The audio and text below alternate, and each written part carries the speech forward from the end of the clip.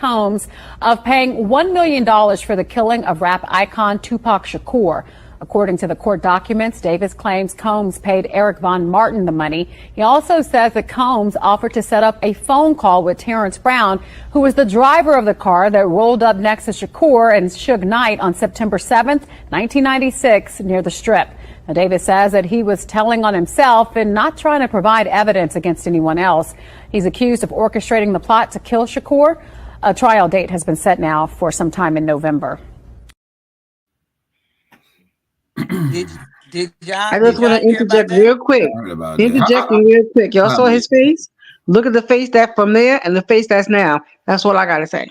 Hey y'all, okay, what's going on, y'all? Sorry, I had to actually woke up. I had to some medicine. I'll tell you about that later. Anyway, did y'all play that? D-Maze is in the community doing the work, so y'all give him some grace and mercy. Yeah, shout out coming in. Y'all make sure y'all subscribe to the Mind Game. Damn alarm didn't go off. But let me ask y'all a question. Did y'all play Here we go. Okay, We ain't play what? Play what? Indictment video yet? Did you play that? No, I just played that video about Tupac. We basically talking about I came across that video and it was talking about how Tupac is being looked into for the murder or the unaliving of I mean P. Diddy is looking in, the feds are looking into him for the unaliving of Tupac. Can y'all read this? I'm on my phone. When they say this just came out. So yeah, I'll read it real quick, Queen. Read it. This is. I'm gonna read it real quick. So what Queen Tina and this Berry is allegedly, everything is alleged. Allegedly. Yeah. Let me play it. Let me put this banner up. Just know that the last video, we are under a copyright disclaimer 107 of the Copyright Act 1976. So everything is alleged. Everything is alleged. Just to let you know that. And, so I'm getting ready to put it back. And play the indictment too. You can find that. So this is something. Hold on. Let him read. Let her read this. Okay, gotcha.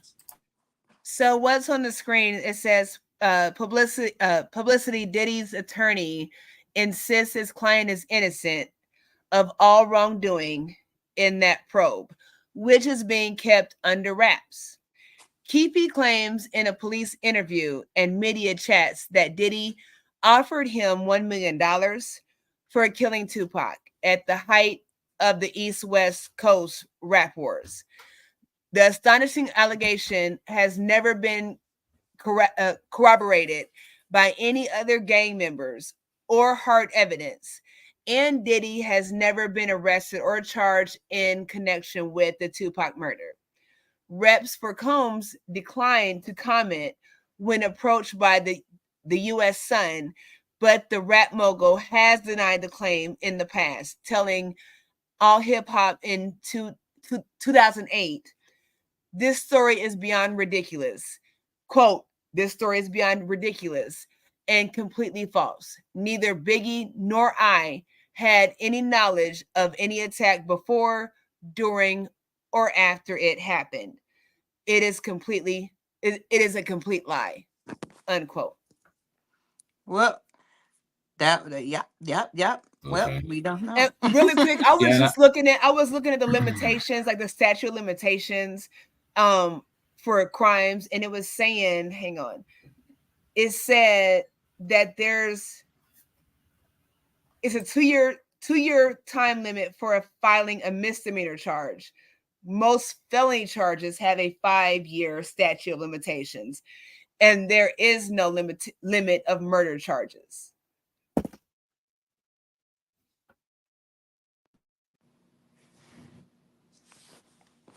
D-mates.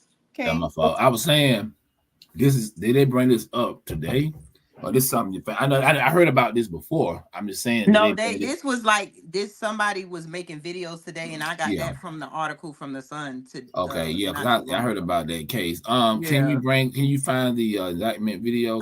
I don't have the indictment video, but I got some clips from the I can play it. I got some clips from the Washington Post. Can you read this, Queen? You should be able to share your screen, Mind Games. Okay, so from the Washington Post, it reads, "The indictment highlights the vast extent to which the media mogul allegedly manipulated and abused those under his control for the entirety of his 30-year career. A titan of the hip-hop industry, Combs built a commercial empire as a rapper, record producer, and media mogul under the stage names Puff Daddy, Puffy, Love, P. Diddy, and Diddy. Not only did he develop some of the genre's biggest artists, including the Notorious B.I.G., Mary J. Blige, and Usher, he became one himself, topping the Billboard charts repeatedly and earning 3 Grammy Awards and 13 nominations. And I think this is from Roland. I don't know. Is this about the indictment? I just put it up. I can't see. I'm on my phone. Yeah, because it should have a video. Yeah, it's a bunch of video. I just want everybody to hear because everybody playing that from the U.S. attorney. So he does have a bond though. It says he does have. It's a $50 million bond. Yeah, no, that's what he don't have a bond. That's what I think on this article. Read it. His lawyers are asking for a bond. Read what they're asking. If that's the okay, so let's read it. It says Sean Diddy Combs' attorneys are desperately seeking to bail the embattled hip hop mogul out of federal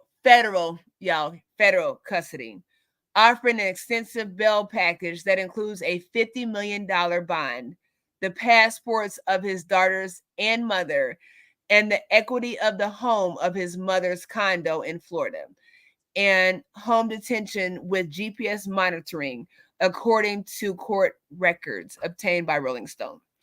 The letter was addressed to a federal New York judge ahead of Combs' first appearance in court on Tuesday afternoon, while SDNY prosecutors are seeking to keep the 54-year-old in custody after he was charged with 3 counts related to sex trafficking and racketeering investigation. Combs' attorney, Mark, sorry for the mispronunciation, Agnifilio, maybe, argued that Combs was not a risk flight or a danger to anyone in the community, saying that Combs has been aware of the looming indictment before the raids on his home in late March and had been willing to self-surrender before his arrest on Monday night. So, do y'all see how he was going to sell? Hold on 1 second. You could go ahead, D-Man. Do y'all notice how he was going to sell out his own children? He did. He giving Actually, up their passport. Yeah, These are young girls. He want to give up their passport, his mama house, and everything. Ain't that something? Yep, go 50 ahead, million. D-Man. Yeah, it's a $50 million. But hold on, he said his daughters, not his sons, though. Why not the sons? Even his baby, the new baby. That's why I said his daughters in his mom's condo. Like, why would you put up your mom condo? I thought he have all this money and he got his own stuff. Supposed to be worth $1 billion. That's what I don't get. Yeah, but you want to give up your daughters might want to do something on their own, but you're gonna give them up so they don't have to travel without you. That it kind of seems a little bit selfish to me. Exactly. So I'm gonna play. So if they run. Go ahead. If you share it, I can put it up on the screen. Well, I just play the audio. I don't know how to do this yet. Yeah, I'm just gonna play the audio. Okay. It's not selfish. Okay, let me see. That's how the game goes. Let me see. Let me know y'all can hear this. Hold on. Let me know y'all can hear this, y'all. Hold on. Here we go. A year ago, Sean Combs stood in time. Can y'all hear that? Yes. Okay. All right. Let me start from the beginning. All right. Hold on. Oops. Here we go. Sean Combs stood in Times Square and was handed a key to New York City. Today, he's been indicted and will face justice in the Southern District of New York. Today, I'm announcing the unsealing of a 3-count indictment, charging Sean Combs with racketeering conspiracy, sex trafficking, interstate transportation for prostitution. The indictment alleges that between at least 2008 and the present, Combs abused, threatened, and coerced victims to fulfill his sexual desires, protect his reputation, and conceal his conduct.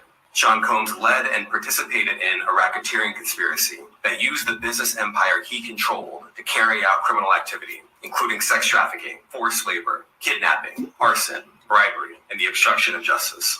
This office is determined to investigate and prosecute anyone who engages in sex trafficking, no matter how powerful or wealthy or famous you may be. No one should doubt our commitment on that. A year ago, Sean... Yep, there it goes. There it is. Yep. It's more to that. You can look it up. But yeah, and it's a black U.S. district attorney. They got a black man to do this to read the indictment charges. So this is what everybody's listening to right now. We should be played on on our platform too. So yeah, they coming ask for, y'all man. something. Like, are any of you all aware of anything positive that Diddy's? They got him. Well, they got him. Yeah, they got him. Yeah, I mean, you see everybody else quiet. Everybody hearing Jay-Z name come up and stuff, and yeah, it's you remember Cat Williams talking about this a couple months ago, so he already had put it out there. So yeah, they and like I said, this man is scared as hell. He's like I said, he's giving up his children passports. He put up his 50 million, one of his 50 million. Well, he had one home for 48 million, $50 million. He put that up. They still deny him. I heard tonight they denied him a second time bail. So they denied it last night and they denied him again today. So they ain't trying to let his ass out.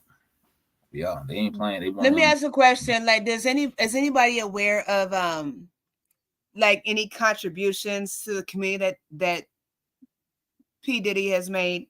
It's funny. It's funny. One of these organizations the other day, I forgot what I came across that's trying to get Kamala in. They were talking about having a guest, and then it was like, we're gonna get P. Diddy on. And I was like, out of everybody, what is wrong with us? Everybody knows what happened with him and Cassidy, but you gonna talk about we can't wait to get P. Diddy on. Like, but I don't know about the community stuff.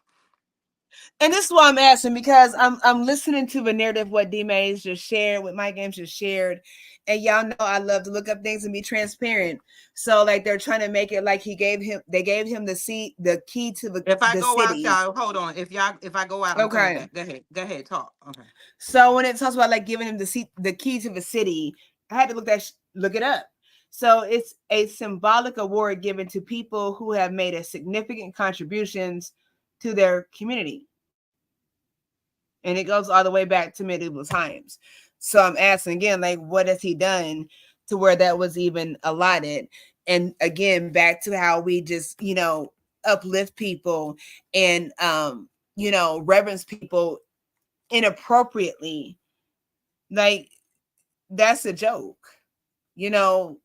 Keys to what city? New York at that. Shout out to New York. But I'm just saying, like, it doesn't mean, but when we hear that, like, we're like, he had the key to the city. Like, I don't understand. These weird people have been doing weird things for a long time. And we all know those things. So when I don't understand why we're so shocked and so deeply divulge in these conversations. When there are serious things going on. I'm not saying with us I'm not saying with us right now. I'm not saying that. I'm just saying just overall how we're so distracted with things. Yeah. Like we all knew this. He was fucking weird.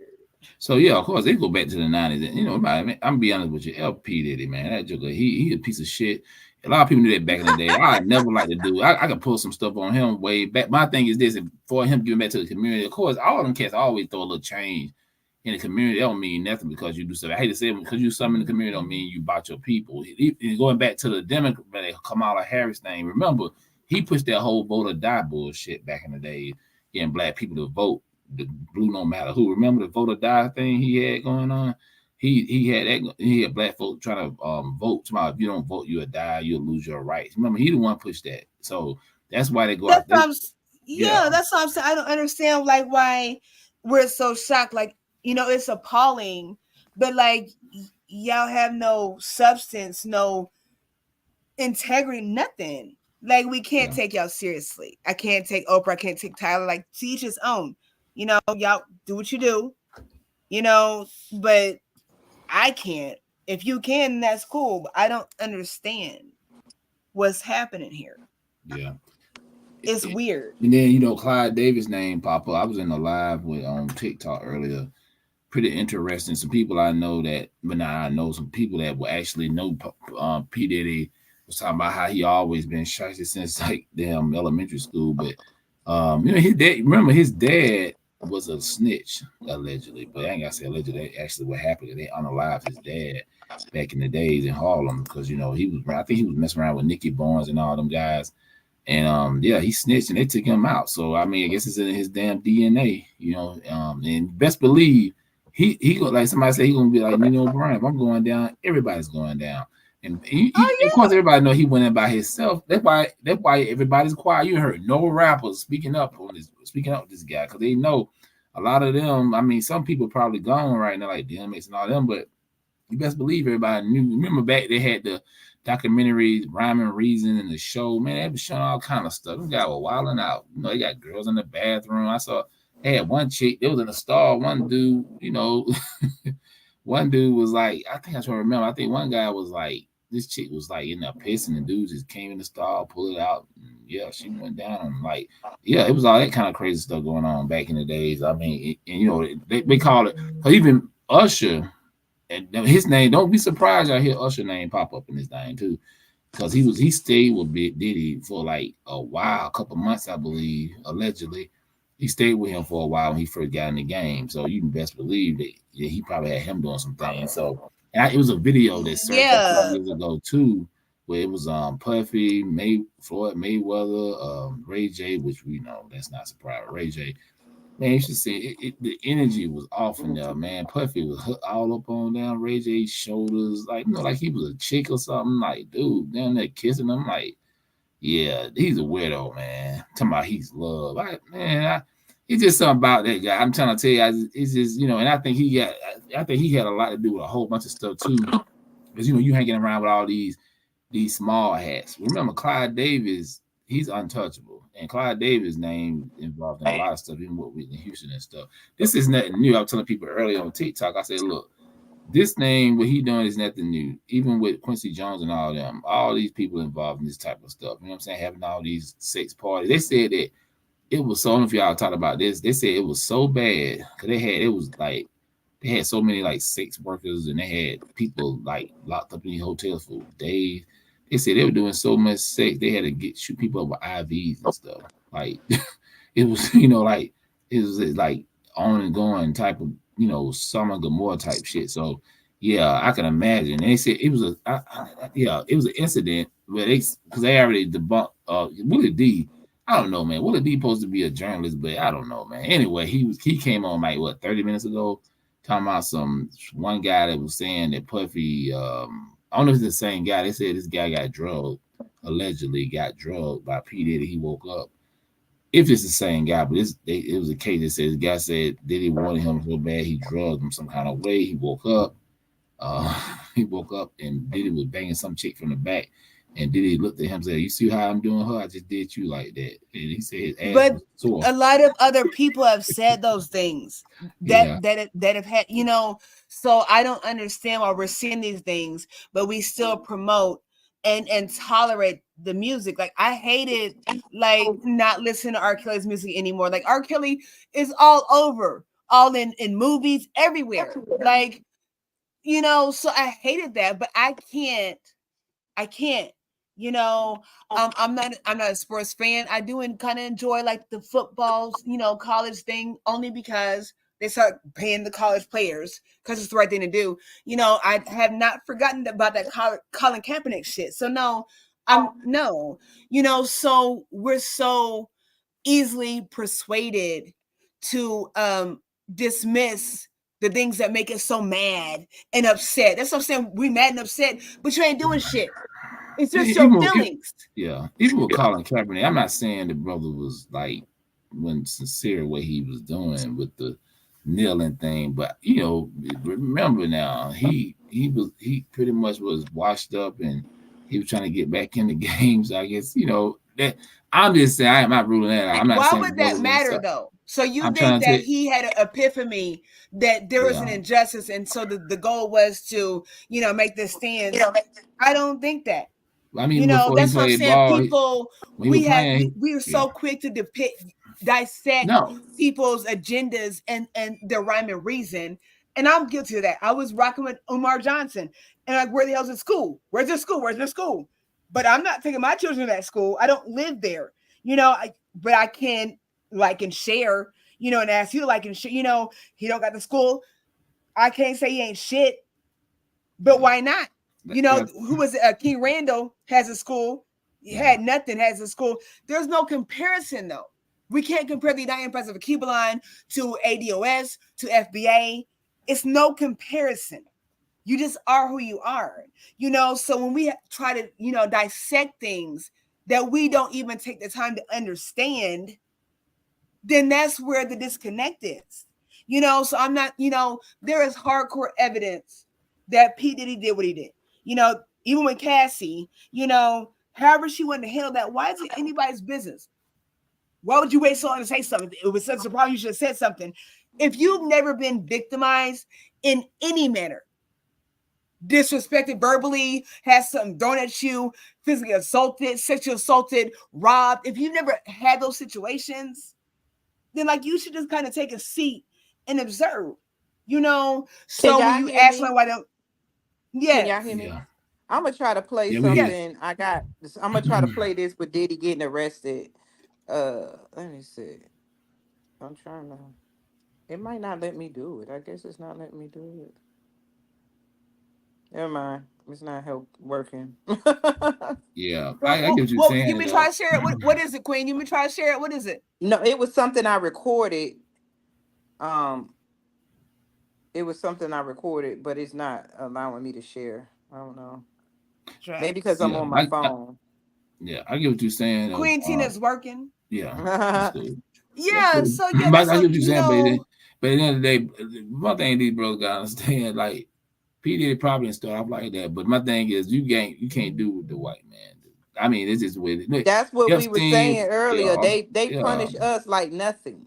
Exactly. So that's why like them guys been around long enough to know this. You know what I'm saying? They know how Clyde Davis. Like I said, this guy told me this a long time ago. This politician told me this. He said, "D, some people can't be touched, especially when you talk about white people. Like black people power. Like that's what you got black power, white power, totally different. Earlier, like they do what they want to do, and we got rich black people trying to follow the white man, and most of the time, most black people are going down. But go ahead. But black people, I don't think a lot of us know what power. We talk about black power and all that. I don't think we understand. Even Umar even said we don't understand what real power is. Power is political, economic power, and having connections with judges, district attorneys, and stuff like that. The DOJ and all that. That's power. Back in with Bobby Johnson them and Madam St. Clair and all them back in New York back in the days. They knew that you had to bow to the district attorney, the judges, and stuff like that. Black people think because they got money, no, they don't respect that because they. What's his name? Kanye was worth like what 3.3 billion when they went and took all his deals from Adidas and all that. He was only worth $400 million. So we don't really have that. Kanye? Hell yeah. He didn't. He so look at this. So look at this. So with Kanye, it's always been a running joke with my husband and I with Kanye with Sway. That interview with Sway. He's like, "You don't know, Sway. You don't know. That shit was funny to me. What he said was, "You don't have the answer, Sway." We would say, "You don't know, Sway," like for years. You don't have the answer, Sway. But when I saw the interview and I heard Kanye West say, I've never really listened to Kanye West's music. I listened to his message and I resonate with that, right? So when I heard him say how devastated he was to lose $50 million because a main corporation, a dominating corporation, wouldn't yield to him. Like, you lost $50 million, money that some of us will never ever see in a whole lifetime. So you don't know. So here's my thing: like, Nike don't want to mess with you. Who else is it? Who else? Skechers? I don't know who else it is. They don't want to mess with you. So then, why not do your own thing if you got $50 million? If they rock with you, they're gonna pay for it. I don't care for his styles. Doesn't mean I won't support it. Queen Kathy, all of us are quick to support some stuff. Queen Kathy is real big on that. So they don't want to get their own because they're so used to being under the white limelight. Yep, but what he come back and say though? Sway had the answers. Yeah. And like I said, Kanye was telling the truth. It just the thing, like I said, in the day when they broke him, they let you know that y'all don't have no damn power. you got to bet the white man to get your power. Because like, yeah, it just did what it is. We don't have it like that. I'm just being real. And they know this. Even with Kamala Harris, I know we ain't talking about politics like that, but even when them black women, when the sisters got the little money up for Kamala Harris, that little $1 million, that's nothing, man. I mean, you took 44,000 women, that's all y'all got. We supposed to be you're supposed to be upper echelon, type of black people. Yeah, this is we can't fool ourselves. We can't mess with these people. Only reason why they took down Harvey Weinstein and Epstein because they pissed the other people off, the people who really got power. I mean, they got power, but them guys, Epstein had too much. He had too much dirt on the wrong people. You know what I'm saying? Like this guy was like he his island. He had. Let people me ask from, you something. Did Gail do an interview with Epstein? I mean Harvey Weinstein, like they did R. Kelly? Who did? I don't know, Gail? because she friends. Because she did her friend good friends with Harvey, so she's not gonna do that with him. That's what I'm saying. Yeah. We noticed. Yeah, they like I said, black people just they like I said, you got black money and white money, totally different. Like they money is like way we can't, like I said, we can't even sit at the table with these people. They say that no black person can't even join a Fortune 500 club. Like we don't even have a capital like that. Like you have like $40 billion. Ain't no black person nobody worth over $3 billion. So what if we said not in America? What's up, brother Tradition? Yeah, you're right. Tradition, what's up, brother? What's up? What if we said, let me ask the panel, what if we said we don't want to sit at your table? We understand the rules, the rules of the game. We understand to play the game. We don't want to sit at your table. Here's my thing. I love to eat. Okay, I love to eat. I'm like one. They force us to sit at their tables, though. No. That's why I said with Kanye West. Like you got $50 million to blow and you still rich. No. We make the world go round. So what if we said we have our own table? Like I don't like eating when I go out. Like if I go to Ruth Chris and now I have $100 plate. Like I have these like little nitpicks, like $100. Like I need a take home bag. I need some substance. Okay, I'm not playing. In the house. What's going on, King? So we have to stop wanting. I don't need something over dramatic. I don't need $200 pair of Jordans if I'm riding the damn bus to go to work at McDonald's. No shade to anybody, but where are your priorities? You have on $200 shoes, ain't paid child support, ain't seen your children. Excuse me, and you on the bus. Because they have made us put value in their money. Because without money, we can't eat, and we forgot what life is about. And they made our grandparents forget. That's the whole point of locking up black parents, getting rid of our culture so that we won't live for something. What's up, Nikki? We don't have any ethics in our community because exactly. It started from trying to pay the white man's bill, trying to survive, to now, like you said, we selling ourselves out for shoes. We rather get shoes, and it makes us feel better to have on $300, $400 shoes than to have a hug from our own children. Well, and we got to fight for child support and stuff like that. They made it this way. That's the whole point. If you erase a person's culture and you take away their parents, the only people raising our people right now is the commercials in white society. Facts. And black people just don't have a code of conduct anymore. They don't have no honor. And I'll say this, like even now, we saying all this, 80% of black people still gonna go get that Chanel, Gucci. They're gonna get that Louis. That represents success. So it don't matter. A lot of majority of us think we got to get that white man product to be successful, and that's just what it is. I mean, I see it all the time. So yeah, I mean, us and the people in the chat, yeah, of course we the intelligent ones, but the average black person don't think like that. They're like, man, I guarantee I can go out right now, go to any store, pretty much. I'm still a sister with a damn Louis bag, or Gucci, or even if it's a knockoff, but they won't go buy a black brand. You tell them to buy what's that Teflon? What that Teflon? That brand, the brother got the bags and stuff. Social is aware, but not enough. I mean, like I said, you wearing brands that these people don't even care about you. Same with Puffy Nam. Puffy Nam that's all them guys were rocking. The Gazelle glasses back in the days, all that shit was white people stuff. And he thought them white big guys were his friends. All them guys he rocked with, He thought it was his friends. That's You know where what I'm he saying? learned his nasty stuff from. Exactly. And then, like I say, I love the Did Sean he think John that they were brand. his friends, or was he their equal?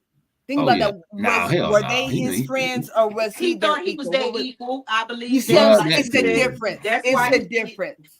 that's why he in jail now, because he thought he was their equal. But you dealing with It's the difference. just like somebody said, you dealing with people. What's that company he was dealing with?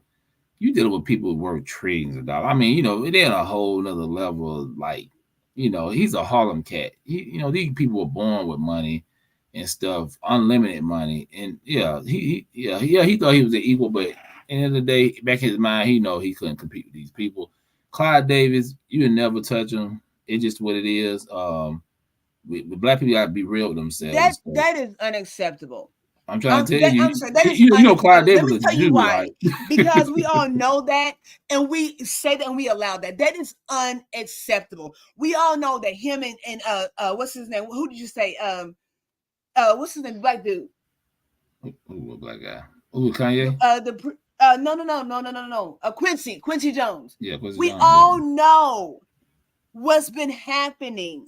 Like, so it's acceptable because we say this shit, and then it's like, well, they've been doing it for years. Like, you still doing this shit? Like, you in your 80s? Like, what's happening? The Are you white still man doing ice is this? colder, Angie. The black people think that deep in their heart, they think the white man ice is colder. That's why we on YouTube, because we get your own platform. Black people ain't supporting that.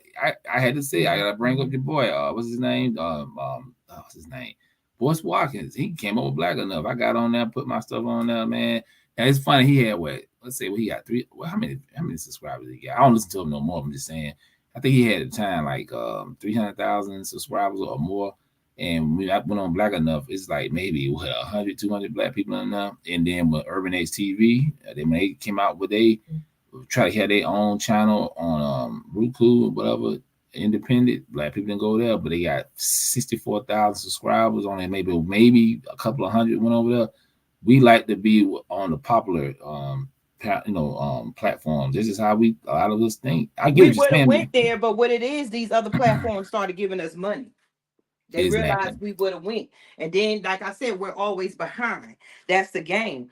If we would be on our own platforms, if we can make the same money as everybody else, and we deal with the discrimination of what we can say, because we know it's a bigger platform to reach people, and it's a bigger platform to make more money when you do get successful on it.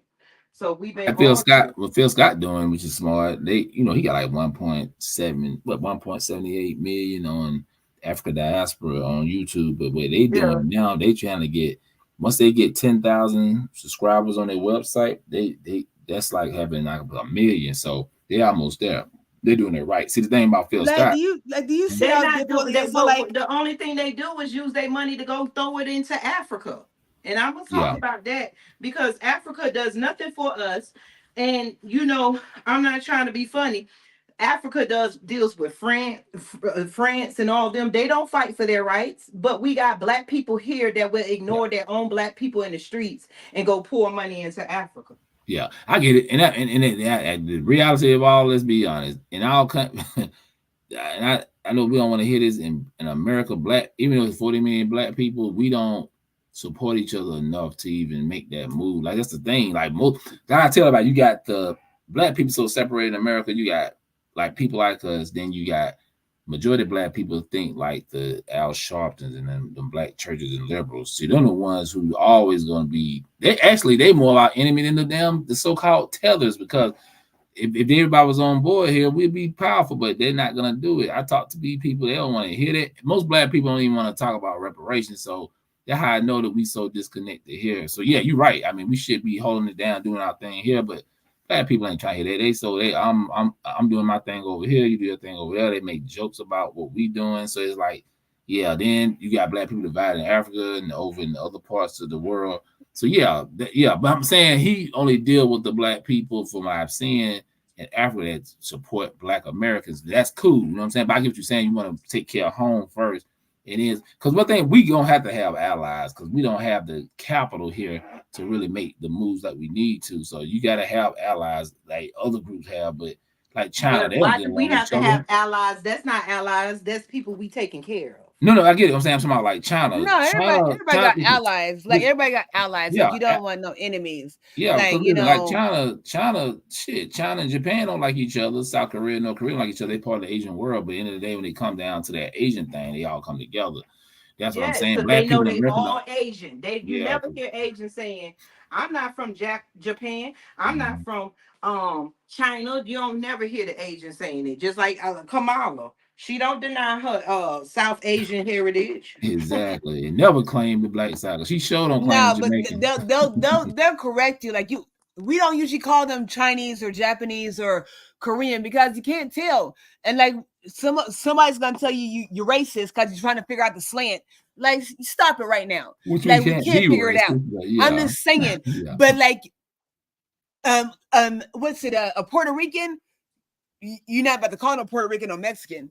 That you won't do. Those are fighting words. No sir, no re. And I want to get back to and I want to get back to P. Diddy real quick too. I know we kind of getting the thing. Yeah. Remember, he was hanging out with G-Dep like the day before he got they came in, but I don't know if we talked about it already. You know, he's supposed to have surrendered himself in Tuesday, but it was I heard a couple of things. I heard he had called somebody who was supposed to be testifying against him. He made like 50 calls to her, and it was like, oh no, you can't do that. You know what I'm saying? Like, so that was a red flag. Then, you know, they said he had his jet ready to get the hell on, like his private jet. So the feds monitoring everything he do right now. So yeah, then he was hanging out. You know, he had gave his masters, he had gave people their masters and stuff from their albums. Oh yeah, I do remember like that. So he was giving people their masters. Exactly. That was after that Cassidy incident. And being nice to all the people he did wrong back in the days. So yeah, he probably did a lot of people wrong, man. When, you know, with they deals and stuff like that. So like I said, Craig Mack died broke. You know what I'm saying? Like, he didn't have no money. I'm not blaming Puffy for that, because when you were making your money, you should have been budgeting right. Black Rob, yeah, I remember Black Rob, that song Whoa. You know, I remember that song Whoa. Hell, he passed away. You know, he moved here to Atlanta, and he was his kidney failure. I mean, he passed away.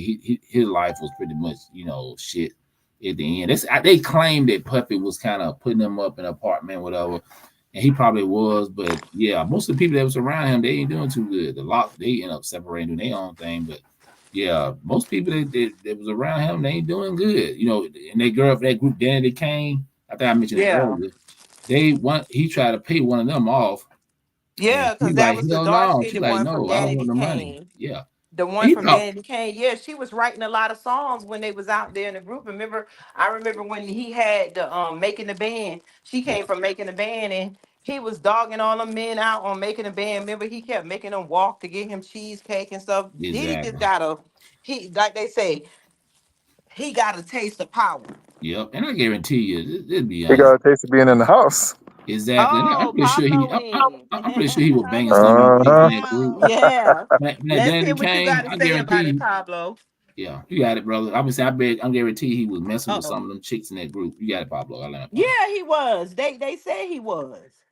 You know, this is the part I think that rarely gets discussed. We have a drug problem as Blacks in America. There is a drug that's hit us worse than crack ever will. It's another white drug that hit us. It's not a powder. It's not a pill. It's called white acceptance, white proximity. And as you see, when a Negro gets any amount of white access or proximity, and they get that taste of being considered white approved, no longer just a regular Negro, it goes to their head overnight. When you look at Sean Combs' patterns, he was operating in that power. He'd gotten a taste, he's gotten certain access, and he no longer considered himself a regular Negro. There was a movie that Michael Jai White put out. It's called what was that movie? Blood and Bone. In that movie, I don't remember the actor's name, but he was the main one in the movie. There was this group called a consortium, and they were basically a racist white supremacist group that controlled the underground fighting world. And we're talking about $1 million fights. So this guy, he was a street level drug dealer, pimp, and all that stuff. So he got white access, and as soon as he got that white access, it went to his head. He was doing all things that he thinks make you white, like putting the G on the end of the words. We discussed that before. That doesn't even make you white.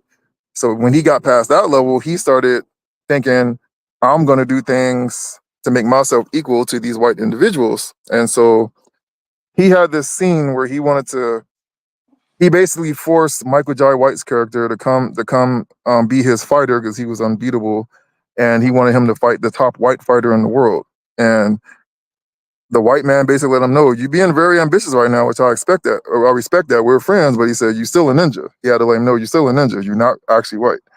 And when you see a person in Sean Combs' position, he's getting his ninja wake-up calls, what he's getting right now. And they're gonna pull the ladder up and kick it off on the ninja as soon as things get hot, and you'll be the sacrificial lamb. When it's one of two things: either heads were about to roll, so they had to sacrifice someone at a low level that thought they were big, which is Puff, or Puff put himself in a position to where he had to get let go of and lose his white access. So one of the two things that he found himself in to get in the predicament that he's in now. And that's what we do. They know, every other ethnic group in the world knows that when it comes to selling out, nobody does it quicker than we will. They know the condition and the predicament that we're in. They know the oppression, so they know that it's very easy to buy a black person off. And they take advantage of us and use that against us. That's one of the biggest weapons they have against us. And we as a people, and I mean all you conscious folk listening, this includes you too, because you do it. You won't even get involved. You won't come out. You won't step up to do anything unless a person has some amount of white proximity. You don't even consider it legitimate unless they have an amount of white proximity. I could stand out on this corner right now and say, hey, we got this thing to get our reparations tonight. And I'll be lucky if I get 20 black people to stand by my side. But if I stood out there with someone who had white proximity, everybody in the city that's black is going to show up and be there. And that's a real big problem. And that's our Achilles heel right there. We are addicted to this drug called white proximity, and it affects us whether we're conscious. Today's Malcolm X is probably right now on that drug right now. Yep. And as you look across YouTube, all the people that are famous right now in black consciousness are people who have a high YouTube following, aka they have a high white following. They have white access, white proximity. And when you look at these people, you're not going to see most of these people on an app like Fanbase, melanated people. They're not going to go on there unless it gets real bad and they need an extra platform. They will, because Rizza Islam has done it. He came on the Fanbase and other apps when Instagram and the white places took his platform down. But other than that, it's like pulling teeth. We all know it was we all of us on here tried doing it. It's like pulling teeth to get people to come over to apps like Fanbase that are black owned, because we are addicted to that drug called white proximity. So it's a pervasive problem that affects even the conscious black community. And like you guys were just saying, with the support of other groups, including Africans, yes, that's a side effect of this white proximity problem, because we don't consider anything official unless it has the white hallmarks on it, including who we support. We feel like if a person comes from an African country, we feel like they're at a higher level than we are, because we don't consider ourselves as valuable as American black folk. We don't consider ourselves of any value. So anything that's outside of us, we consider a high value. You can take it down to the basic street level. If I'm in any gang area here in Compton or LA, and I've seen it myself, and you get a foreigner shows up, it could be any non-black person shows up, including the African. If they show up in a hardcore gang area, oh, give him a pass, he don't know where he at, oh, be nice to him, they roll out the red carpet. But if I pull up as a black American, go do the same thing, they got the guns drawn, ready to blow me away on the spot. Where are you from? Let them tell it. Let white people tell it. When they come to black neighborhoods, they scared because they be getting attacked. They're lying. They're lying. They know these Negroes roll out the red carpet and invite them in. You're so scared that you done bought up the whole block, though. You're so scared that you're knocking on doors and buying up the block and displacing communities. You are so scared. Like, you think these Asians that Yeah, you think these Asians and Latinos are scared of black people when they come in here opening up the taco businesses, the Chinese restaurant? They're not scared. That's all They talk propaganda. business at the gas They station. talk mess and fight us because they're not worried about us coming in there. They know we'll protest, but they're not worried about us coming in there fighting them back like they fight us together. Nope, they're not worried about it. Anything we'll do because they know all we'll do. This shows the level of how weak and cowardly we've gotten as Black Americans. Latasha Harlins, when I was a kid, was killed by a Korean store owner over a bottle of orange juice that she thought the girl was going to steal. She was only 15 years old, or 14 or 15 or whatever. What do you know about last year when we went and did our annual Florence and Normandy event? Latasha Harlan's family was out there hugging on the family of the Korean person that killed her, and they had like peace T-shirts and this and that, and it was Gil Garcetti's send-off. And I was like, this is cowardly. This is weak. And this is why nobody has respect. And if you think about it, like break it down. When you are dealing with African and even Mid-Eastern culture, which is basically still African culture, they don't have respect. They consider you weak if you don't have the ability of self-governance. In other words, if your tribe is not standing independent, you are automatically viewed as weak. So, I mean, some of the stuff, like, not to mention drop names, but Tariq, when Tariq is doing some of the stuff he's doing with FBA, some of it is legitimate because we do have to identify as a tribe and we have to stand on our own. And that delineation, I wouldn't even use the word delineation. I think that distinguishment is important because we have to establish something. And for you, those of you who don't know, this is why we're building the Black homeland, because we recognize this, that we have to have something to identify as a group. We are like gypsies. We're like nomads. We have no identity or nothing to stick to make us a solid group of people, and that's why everybody's able to take advantage of it. And all we've had to stand on since the Civil Rights Act was the Civil Rights Bill that every so-called person of color has used to their own advantage, and they're doing this because of our predicament. I mean, think about it. What was the Civil Rights Bill called before and after it was signed? It was called the Nigger Bill. We've discussed this before. Even after it was signed, LBJ called it the Nigger Bill. It is what it is. And let's be real with ourselves. If you were one of these other groups, including Africans that come over here, and you see our weak position and you were trying to survive, would you not leverage it and take advantage of it? I agree. So what do? That's my thing. Like, again, we're so mad. We're so, deep in our feelings, but we're not willing to be boots on the ground by any means. Doesn't mean you have to protest or go killing somebody. Like, can you at least share some information? Can you, exactly. pour into your people? See the Negroes that get mad. Let's ask y'all the question. You Negroes get mad about this and get offended about it.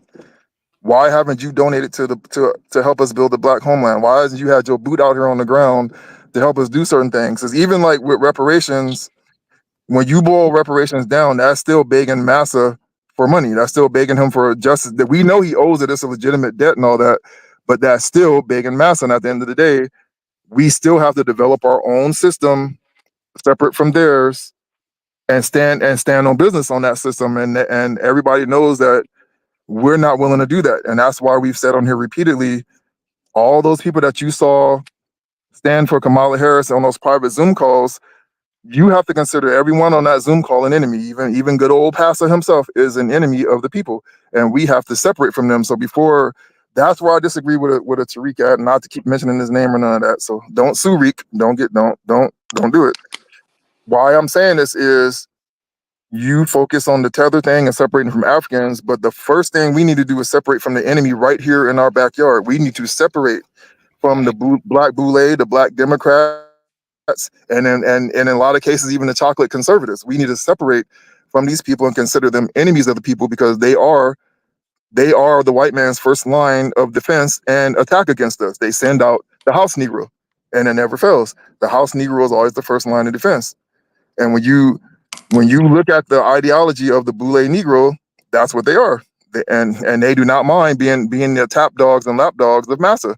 It just happened to us here in California. Boule Black Democrat Negroes purposely sunk the reparations boat right here in California, right in front of our faces. And a lot of people don't know, when that incident happened on the floor of the Senate, them Negroes had already called the state police on our people people from our organizations that were in Sacramento, they already called the police on them because they knew once word got outside, they wouldn't even allow us into the Senate room because they knew what they were doing. And they knew that once the word got out that they were screwing us and they lied to us and betrayed us, that it was going to erupt. So they had already called the police on our people there. And they tried to make it seem like the Republicans did it, but no, it was the Black Democrats who did it. And they're fearing for their safety, blah, blah, blah, blah. And that one Republican, he's not even white. I think he's like Hindu or Arab or whatever he is. He said, no, you guys are doing this, not Republicans. And he outed them. And that was his name, Bill Staley or someone. He outed them. And so for the first time, a lot of Black people got that Negro wake up call. And like I said, we tried to deal with that years ago when they started first forming this thing, and nobody wanted to believe it, that these people are our enemies. For a Black Democrat, now you fast forward to now, they just had that Black gala that Biden and Kamala threw on at the White House. And I had it posted, a lot of us posted it on our Instagram. We put it in our organization page story. Them Negroes in there taking selfies. All you could see was teeth for the entire room.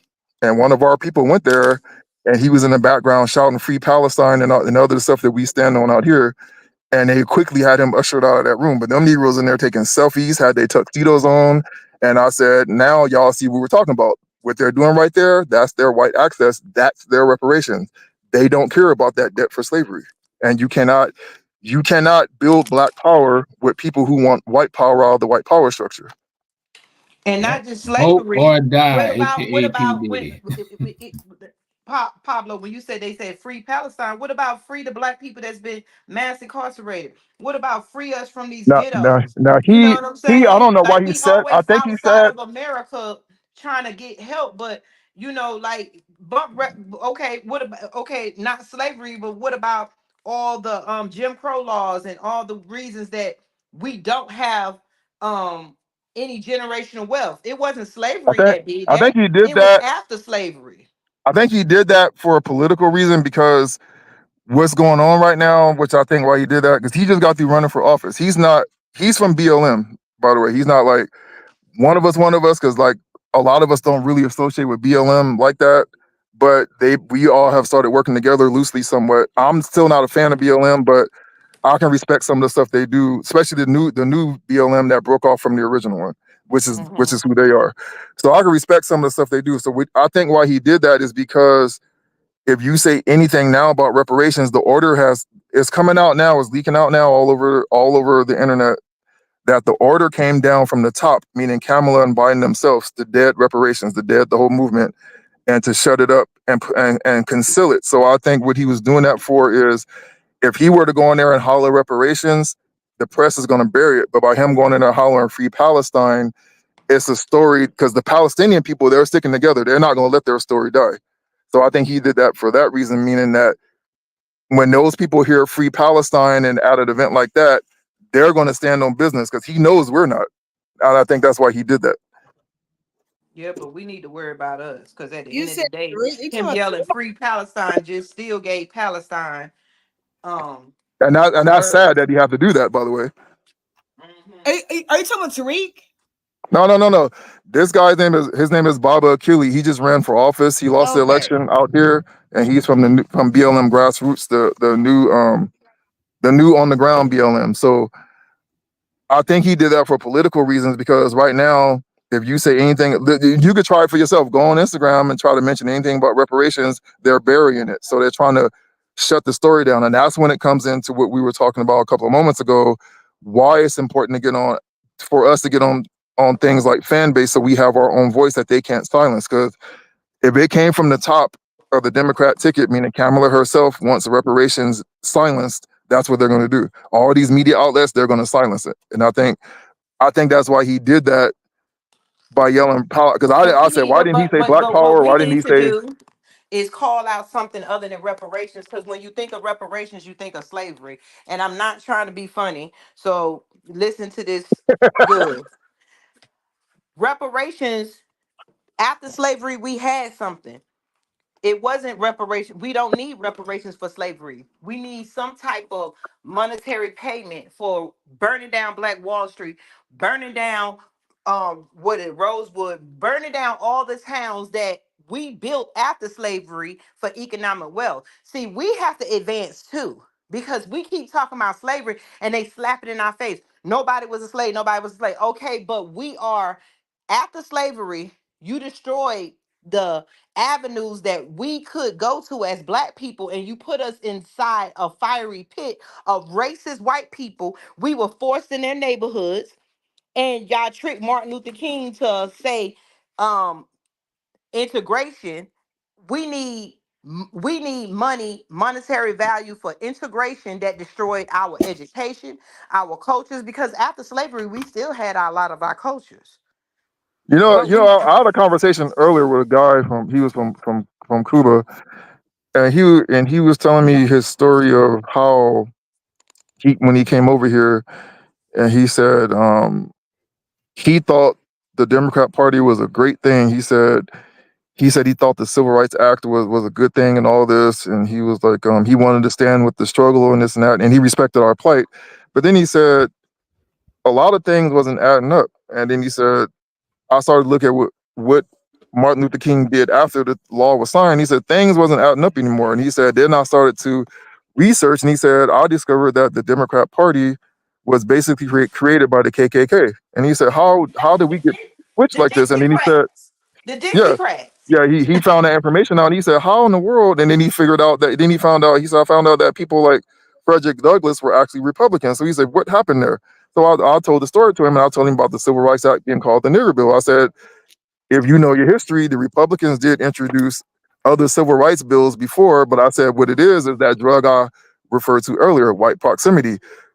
We who came out of slavery and who dealt with those southern white slave masters, we want to be that white man real bad." So the Democrat Party knew if they offered you any inkling of becoming like that white slave master, that we would jump on board wholesale, and that's exactly what happened. And that's how history changed. And I told him, I said, look at just things from black culture from the 60s till now. What was the pimp? The pimp had the perm. He had a long Cadillac. What was that? That was Big Daddy. The pimp. That's the guy. That's the slave master who owned the ranch. When you just look at the movie Django, did not John Candy himself fit the total likeness of what we would consider a black pimp? He had the long hair, the long Cadillac, the big cars, and I said that shows you how much damage that drug has done to us. And that's why I said right now you have to consider them an enemy of the people. If we wanna survive, if we want justice, we want reparations, if we want to build our own thing, not delineation, we're gonna have to have distinguishment and full separation from our internal enemies. You have to literally, I mean, that's what made the Haitian Revolution successful. They realized this. They said, okay, we can't do this with these Negroes. We got to separate. In their case, they killed them, a lot of them. But we have to come to that same realization, and I've said it on this program before. This is why the needle has not budged since Malcolm X, King, and the Panthers, because we keep trying to drag along Negroes kicking and screaming into a revolution that they have fully rejected. They want right proximity, and that's just what it That's is. just exactly. That's just what it is. And I wanted to say this. If y'all go to my page, I said that I'm glad you brought that up. I said people need to understand. They have our people. We didn't know nothing about politics. We wasn't involved in white America's politics, and somehow we believe that the Democratic Party and the Republican Party is part of the government. They're parties. They're just there to influence you to vote for the people that they put in front of you so that the real rich white people can still live comfortably and live off of your backs. The Democratic Party and the Republican Party has nothing to do with the three branches of the government. They're parties. Just like we got the Green Party, but you don't hear about it because they don't have the white money to put in to fight the mainstream media. So both the KKK started the Dixiecrats, and then they moved over to the Republican Party. So we got these parties that we don't even realize we already have a party called the ADOs, and I thought the man was dead when I went to his name is Norris Shelton. He's not dead, he's alive. He's in Louisville, Kentucky. He Oh created. wow, I thought he passed away too. Me too. He's in Louisville, Kentucky. I forgot to tell y'all that. And he, the first one, created ADOS. I mean, no, DOS. And then from there, everybody started creating other parties because we keep Yeah. wanting to outdo each other. Why didn't we just keep with DOS? There's another party out there, Descendants of Slaves. And that's everybody black that was born in America that did not directly come from Africa after slavery. So what in Cobra? Who they affiliated with in Cobra? They weren't even out there in California reparation thing. They ain't say nothing about it. In No, Cobra, they don't want to say nothing about nothing. But yeah, but we need to understand that we don't have to run after the Democrats or the Republicans. We got a whole party that we don't use that is for us. And it's sad that we play these games and they just use us and don't have no good for us and don't help us, don't change anything. Matter of fact, they say black people are worse off now than they were in slavery. We are worse off because in slavery, at least we stuck together and we could sleep together. Right now, we can't even look at each other and sleep in the same house without worrying if one of us is going to unalive each other for getting mad with each other. Mess with somebody's wife. So even tying this back to Diddy, we got vote blue no matter who and vote or die.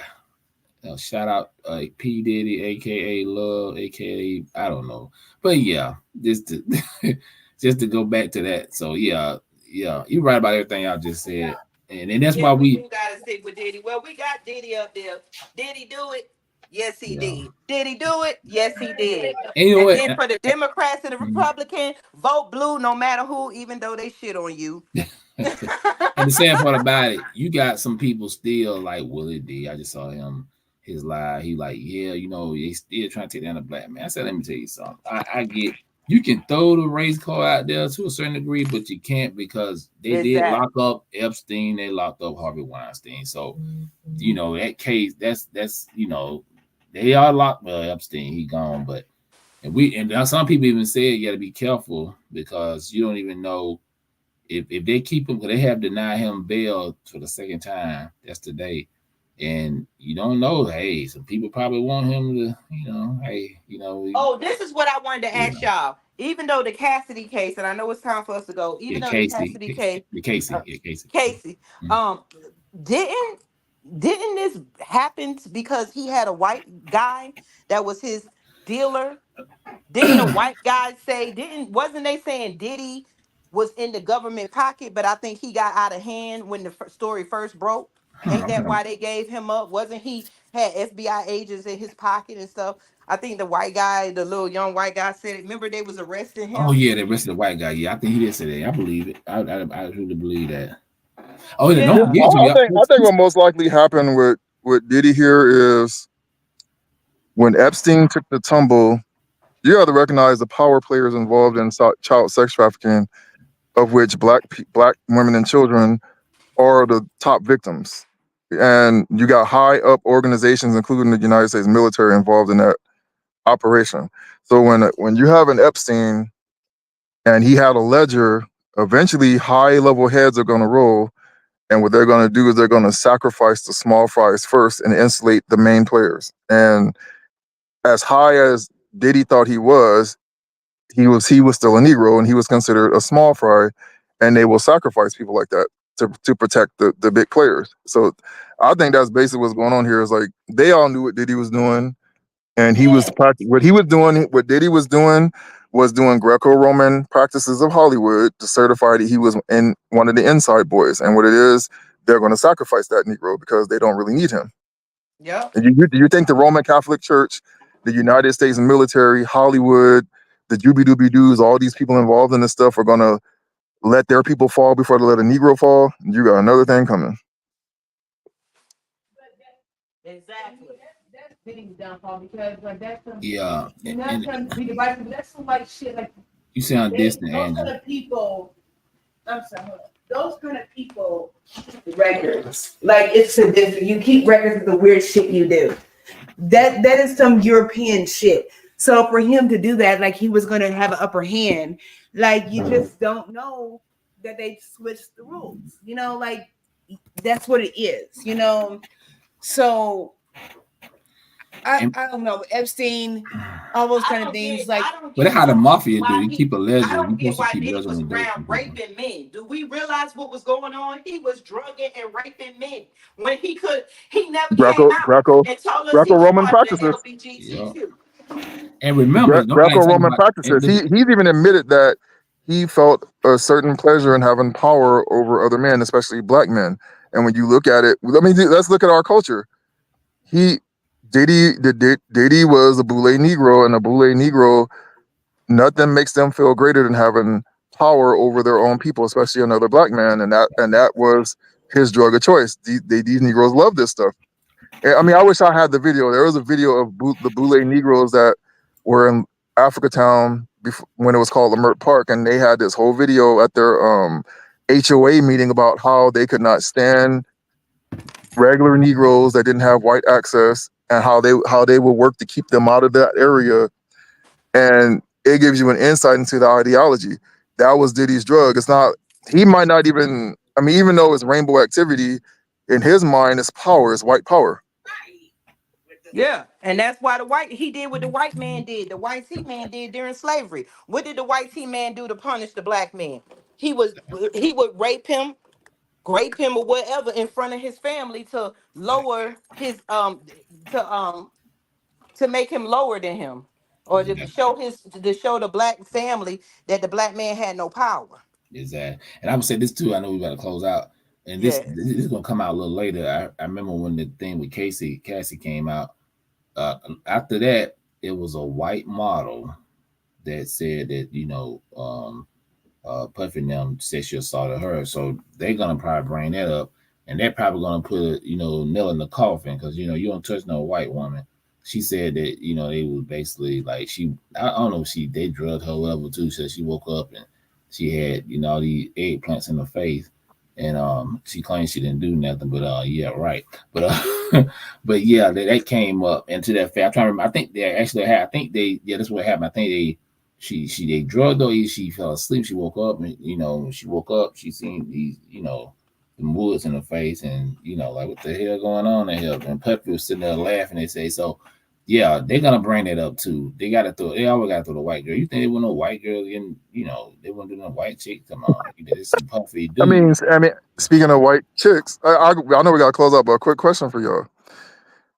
This has been going on for a while, and I think they've gotten more sophisticated and effective with the way they crucify the Negro once they're putting them out the pasture. We all remember Michael Jackson, how they tried for years, well, actually over a decade, to get him taken down for pedophilia and whatnot. Now, does any of us here think that it is any way possible that a man, especially a black man, after having that white access for so long, is it humanly possible for a black man to have 15 plus FBI investigations, not just regular police, FBI investigations and regular police investigations, and not be able to be touched? Because they were really trying to nail him. Do you think it's possible that could take place, and that wasn't a setup, or he just simply was innocent and it was a setup?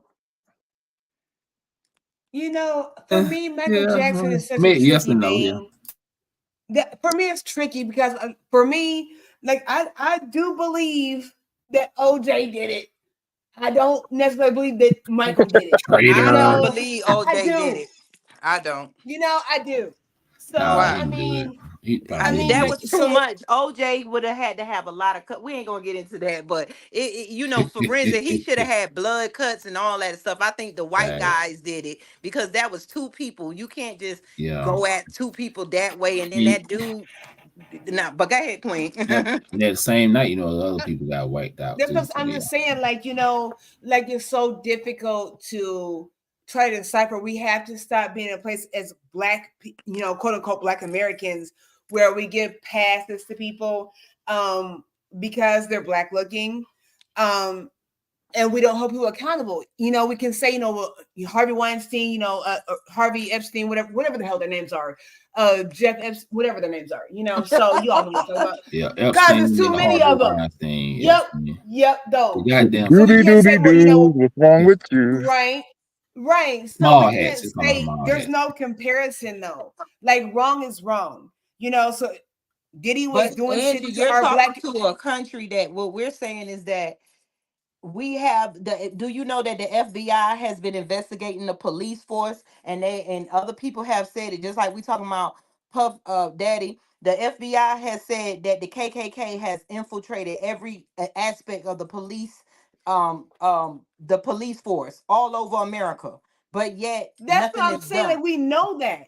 They don't get We it know because that we we're mad, don't but rule. We don't have the power. White people have the power. That's why we're here where we at now. We can say our people are wrong, but like I said earlier, we don't have the power to punish Diddy and everybody the way we want to. Long as you got white power and white laws that give them a chance to break the law, and long as you got white laws that's letting rapists, murderers, and all that out and only putting in black drug dealers or drug addicts in prison. This is a corrupt system. There's no hope in this system. We know what's right and what's wrong, but the power to punish and do something, black people have no power, and that's why they took the power from us. Because if we had the power, everybody, it wouldn't have mattered about what color. If we had the power to really put people in jail for doing wrong, really punish people for doing wrong, we would have a better country. But long as this country is ran on racism and white supremacy, we're going to always hope in everything. It's not fair that our black men have to sit, even if they did it, they should not be sitting in these white prisons that only use our black people for free labor so that these white corporations can stay billionaires. She just hit the and I nail on agree the with that. head of what was I wrong agree. with the Ninja Bill and why King said, I took my people into a burning house. King didn't realize what she just said till after he got into the house and smelled the smoke. And he said, I really And just that's messed what up. I'm saying. That I that's think that that's a the lot of objective us of the don't Boule think and the Black Democrat. nobody's signing us up and being like, sign this record deal. When you sign this record deal, there's a blood sacrifice. There's all these sacrifices. Nobody's saying that. They vet you. It's very strategic.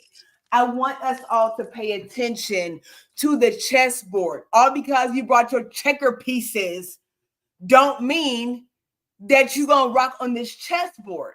Period, point blank. And we allow people, well, you can bring your pieces. I'm telling you, you're not gonna win. This is the rules of the game, but you're still gonna play anyway. Yeah, Our that's a good issue is analogy that we because have the that's what Black power. Democrat politicians are. Yes. They are chess So pieces. the They issue, are checker pieces on a chessboard. That's what they are. yeah. Yep. So our issue is that we have the power. The issue is it's not race. It's really religion, It is right? It really race. is. It is race. It's Let, name let, somebody black name somebody in the Congress or in the Supreme Court that's there because of their religion. Name them that when you look at the this is what I'm Supreme Court saying, justices all over, they're all white.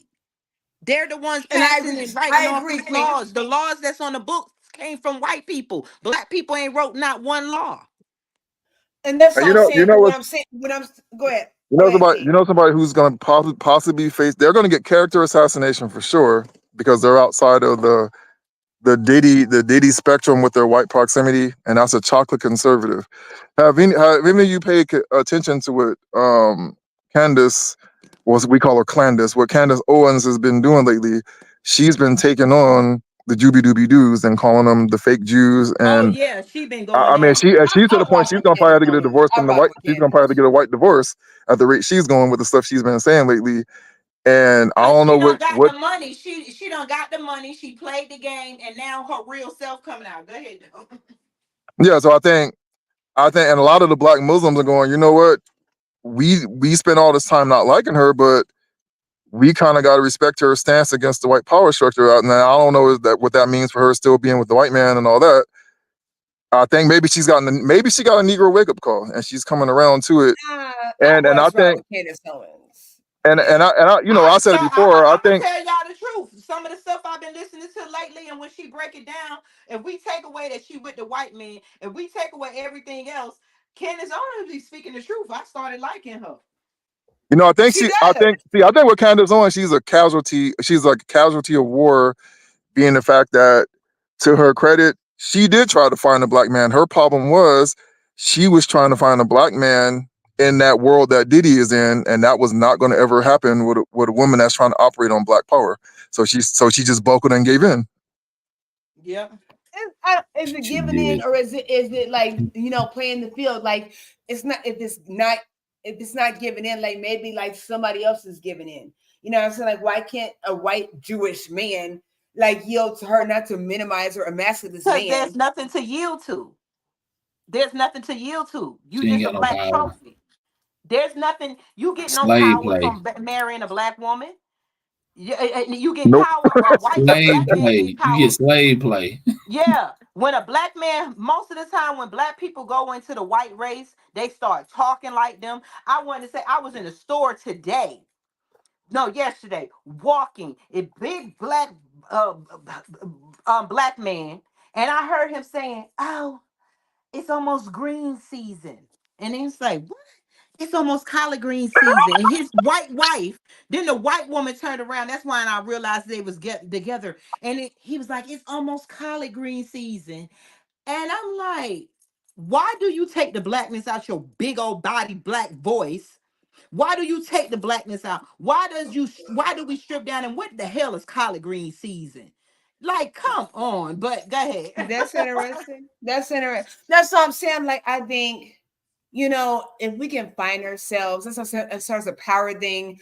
This was saying before, like I think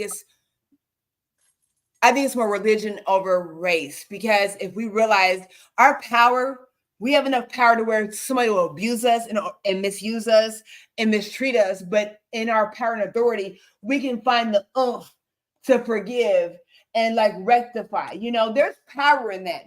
But we don't want to use it on the flip side because we're so hellbound to clinging to religion. Turn me over to all these. How many cheeks you got? I've got 2.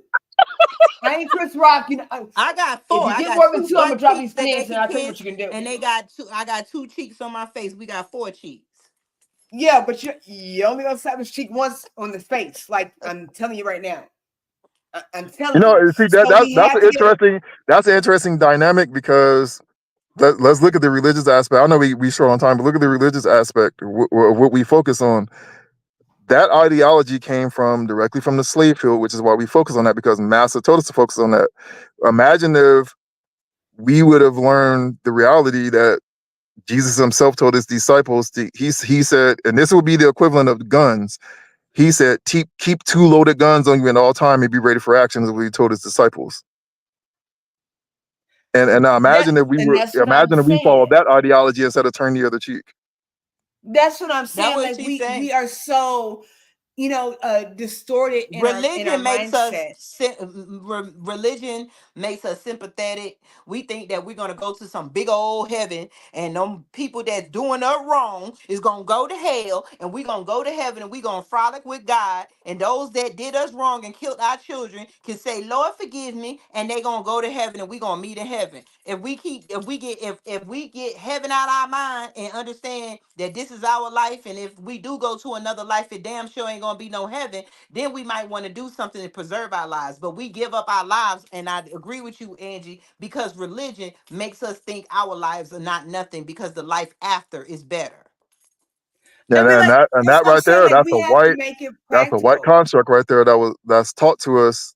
And Umar says it all the time. He said, "Why do I have to wait to die to have my heaven when the white man has his heaven right here on earth right now? Why can't I have my heaven right here right now?" And when you look at the white power structure, if you come out of a real Orthodox religious background, you would know that the Roman Catholic Church, it was punishable by death to translate the Bible into other languages outside of Latin, because they wanted to control the narrative and tell you only what they wanted you to know. They didn't want you to know that that man called Jesus got angry, took his time, made a weapon, and went into the church, whipped people, dragged people out by the throats, and threw them out of the temple. They don't want you to know that concept. They don't want you to know that he told his disciples to keep 2 swords on you and be ready for action at all time. They don't want you to know that they said he was a homeless man who lived by his hands, which means he lived off his profession as a carpenter. They don't want you to know that. They only want you to know that Caesar Borgia, pacifist, who was basically a homosexual. That's what they want you to know, because they're teaching you to be docile and let your enemies trample over you. And when you read all these accounts, they don't even know that, though. They don't even know that. No, they don't they destroy do. so many books. They don't destroy so many books. I believe the word Jesus represented, just like we got Martin Luther King. 2,000 years from now, Martin Luther King gonna be the Jesus. Malcolm X, anybody that did something relevant back in the days was written in the book. Like they say, the Bible is a bunch of different stories, different testimonies of what people did and how they did it and stuff. So we won't never know the truth, because Do y'all know? Have y'all heard of the Apocrypha books, which is basically the stories of the Maccabees, who were Black Hebrews who revolted against the white power. They stood up for themselves, and that's why they call that's the Apocrypha books. It's excluded from the Bible. And they do a lot of these things. Like when you give the description of Jesus himself, clearly tells you that he was a black man. So they come up with these things like, oh, those were ancient Hebrew symbols. The bronze represents this and that. They try to explain it away, and it's Right. like, Yeah, no, it does no, not. They're saying it's telling you that he no. was a black man, and if you know that he Yeah. was a black man, you see that they're doing to us the same thing they did to him, especially when we stand up for ourselves. What did Malcolm get? He got Jesus. He got assassinated. What did King get? He got assassinated. What have they been trying to do to Farrakhan? Assassinating his character. What did they do to a lot of the Black Panther leaders? Bobby Hutton, They they set up assassinated all their characters. they assassinate your character or physically assassinate you. You get the Jesus treatment. So that's why they don't want us making that connection, because they know, hey, if they And pick up that's those why I say swords, all black men, I don't believe Jesus was one person. I think it was things that was going on during that time when they was destroying us, when they was getting rid of our things. And I think that there was a black man just like Martin Luther King, just like Malcolm X stood up back then against it and stuff. And they were fighting against what was going to be where we're at today. And that's why I say, think about it. The melanin, the blackness in us is Jesus, because the word Jesus wasn't even around then. So I think that just like you just said it. What did they do to Malcolm X? What did they do to Martin Luther King? What did they do to they assassinate us? And that's an ongoing thing. That's why I say the black man is Jesus. So let me piggyback off that real quick. So like, and we're gonna tie this all back in. Everybody listen, we're gonna tie this back into the Diddy thing. So what you just said, Queen, like when you said there's different, Jesuses or whatever, like the Christ is a position, right? So like in Yes. the Bible, it says like his disciples said, "Who do you say that I am?" To his disciples, they said, "Some say you're John the Baptist reincarnated." That clearly shows you that the Christ is a position, a title. So it's so Yes. baffling to me where we all want to be Christ-like and God-like, and we're sitting right to hell and judging, but like you don't even understand the very basics no, yeah, of and things. you see, like, watch that narrative. Like, look at this. So if we like, let's apply this and walk it out. So the Christ was a position. Now, if you a Christian or really whichever denomination you are, and you follow that religion, then you believe the only distinguishment is you believe that Jesus was the Son of God, and his specific role was not only standing up for his people, but to be a human sacrifice to God for the sin of mankind. And that's fine and dandy. Even if you don't believe that, you still can't get around the fact that Christ's position, like they said, it was a John the Baptist. Was it? They even say Moses was a Christophany. They say all these different Yeah. people. They say what's his name? Joseph was one. They say King David was one. So it is a position. So it's like, even if you don't believe the actual faith part of it, as far as he was the Son of God, it is clear cut that is a line of people, a line of men that are meant to fit that Christ position and stand up for God's people.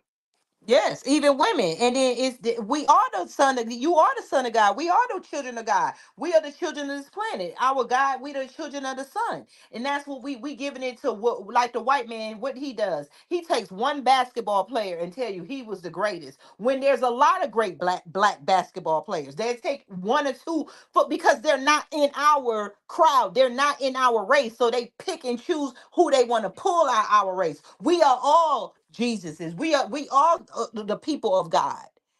Just think about And it. If we stand you up and watch change that part. mankind like we doing now, what do they do to us? When we We're stand all up made. and I speak the think we're all truth, made in God's image, but we yes. ain't all I mean, Christ-like. But we're not all Well, all Christ-like. There's God's a image, because I difference. say God is the universe, because I look at more than the earth. I look at science. There's thousands and thousands, billions. They done found out billions of planets. And to dummy our mind down to think that God is up in the air and saying, oh, well, I'm going to bless you with this car, but I'm not going to save that child from being raped and killed. I mean, it's like, come on, we got to grow up our mind.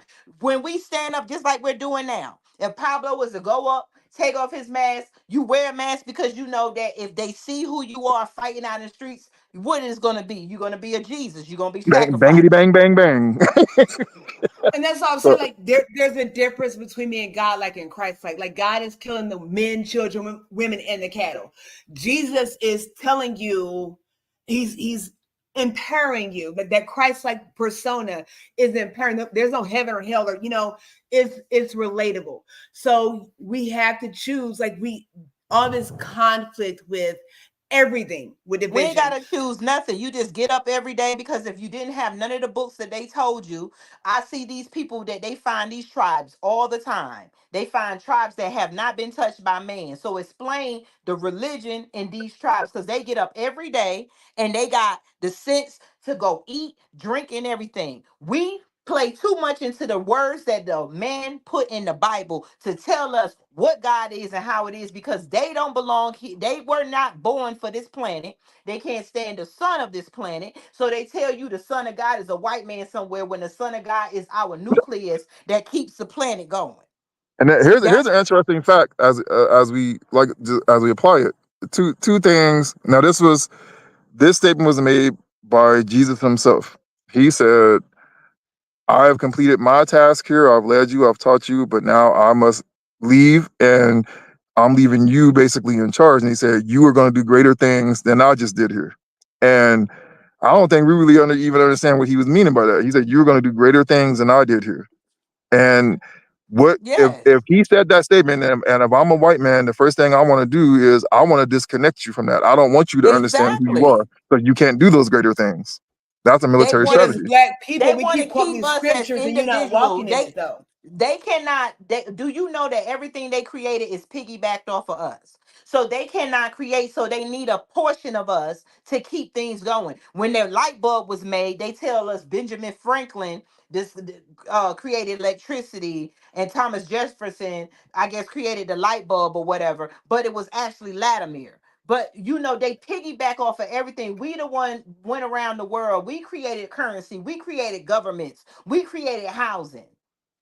They don't do nothing on their own, so they need a piece of the people on this planet, because wherever they came from heaven, and they're walking the earth. I believe the Bible is metaphoric. Yeah, we looking at the things that's going on, but we don't want to say it, because it goes back to, well, we're all human, we're all this. Well, then how come they're Or dying it could quicker be than they this can could be have a children? possibility. This could be a possibility. So there is a story in the Bible, the story of the Nephilim, which is where the fallen angels, the demons, Oh, talk graped, about it. graped or inhabited human women, and they had children that Yes. were a cursed, a damned race. Those angels were rounded up and supposedly locked in a special punishment compartment of hell or third heaven or whatever. But the descendants of those angels still walk the earth. Now, could that be where they came from? Because they do have a habit of being very tall. Yes. Exactly. That's what I'm saying. Like, we are so ignorant. I don't think it's weakness. I don't want to use the word weakness anymore. It's just damn ignorance. Like, you're choosing not to be open-minded to something different. Like, if with the story of Noah, like when the flood happened, it was said in the Bible that God left Nephilim in the land. So how would you destroy the whole earth, but you left the very thing that was destructive on the earth? Like, we're not making no sense of this shit. That's because we're So you thinking go of to heaven everything. and Because if we didn't have their books, we were doing it. We only need the religion to participate in this system called America. We were doing just fine. We didn't have those books. They destroyed all the books. We know in history we had universities and colleges. They can't even tell you how the pyramids were built, but they'll tell you an alien did it. Yet you ain't see no aliens. And it's like we won't fight for our humanity. We won't tell the truth. How come they're dying out quicker than they're having children? And how come even Biden said it? Well, we got to get with the Mexicans. That's because they laid with us too. There's black people that look white, but then you can still tell the difference between white people, Mexicans, and Asians, because out of every real race, where you got the Asians, the Hispanics, and the blacks, there is black people in every race. every Japanese race. people are black. I mean, Chinese people. militarily, like I would say this all the time. A lot of not in line religious black leaders and people even in the black movement, they have a certain amount of fear of the rainbow movement and the power that they built. And I said, I say this all the time. I say, why are you afraid? When you look at a black person who has betrayed his ancestors and his people to go join the rainbow, I said, that person was going to betray us one way or the other. That's just the vehicle they chose to do it with. That person was going to be a Judas either way. And I said, this is actually strategically, it's not a bad thing because you get to clearly see the mask come off. And I know that when I look at an op, whether it's a white one or a black one, if they're running with the rainbow, I know that person is not a future threat. They might be a nuisance right now, but they're not a future threat because they're not going to reproduce. Yes, And and that's that's what basically we've what been Joe trained to Biden was do. saying. That's what Joe Biden was basically saying. He was saying our Greco-Roman practices have caught up to us because the difference is in Greco-Roman practices, they believed in all the rainbow stuff America's doing right now, but the Roman law was have all the boys you want, but you better have a wife and produce children to keep the empire alive. But let me say, America has gone outside of that and they don't believe in doing that. So of course their numbers are going to drop. And that's why Kamala, that's why Biden, that's why Obama have been heck bent on trying to get us into the rainbow because they know their numbers are falling. So they want to try to put a dent in ours. They know that. And the same thing with Diddy. When I look at Diddy, I know Diddy is only a nuisance right now, but he's already committed suicide. He's not going to be a threat in a couple of years. He might not even be a threat in the next month. He's not a threat anymore. He's eliminated. And so that's what we build our military structure on, knowing that we are raising soldiers. I like that line Nas said when he said, "Don't abortion the womb. We need more warriors soon or soldiers soon." Something he said. That's the strategy right there. well, the That's what thing I is, said. Like this is what I want to. Go ahead. Go ahead, Queen. No, please go No, ahead, Queen. what I'm saying is that just like we say the LBGTQ and stuff. Shout out to Ronald. Yes, everything I say come from within. Because sometimes I say stuff and then I go back and read a book, and a lot of stuff I hadn't even read, but I've heard different quotes. So, like I said, I got to. If you look back, my family they always said I was predicting things when I couldn't even talk.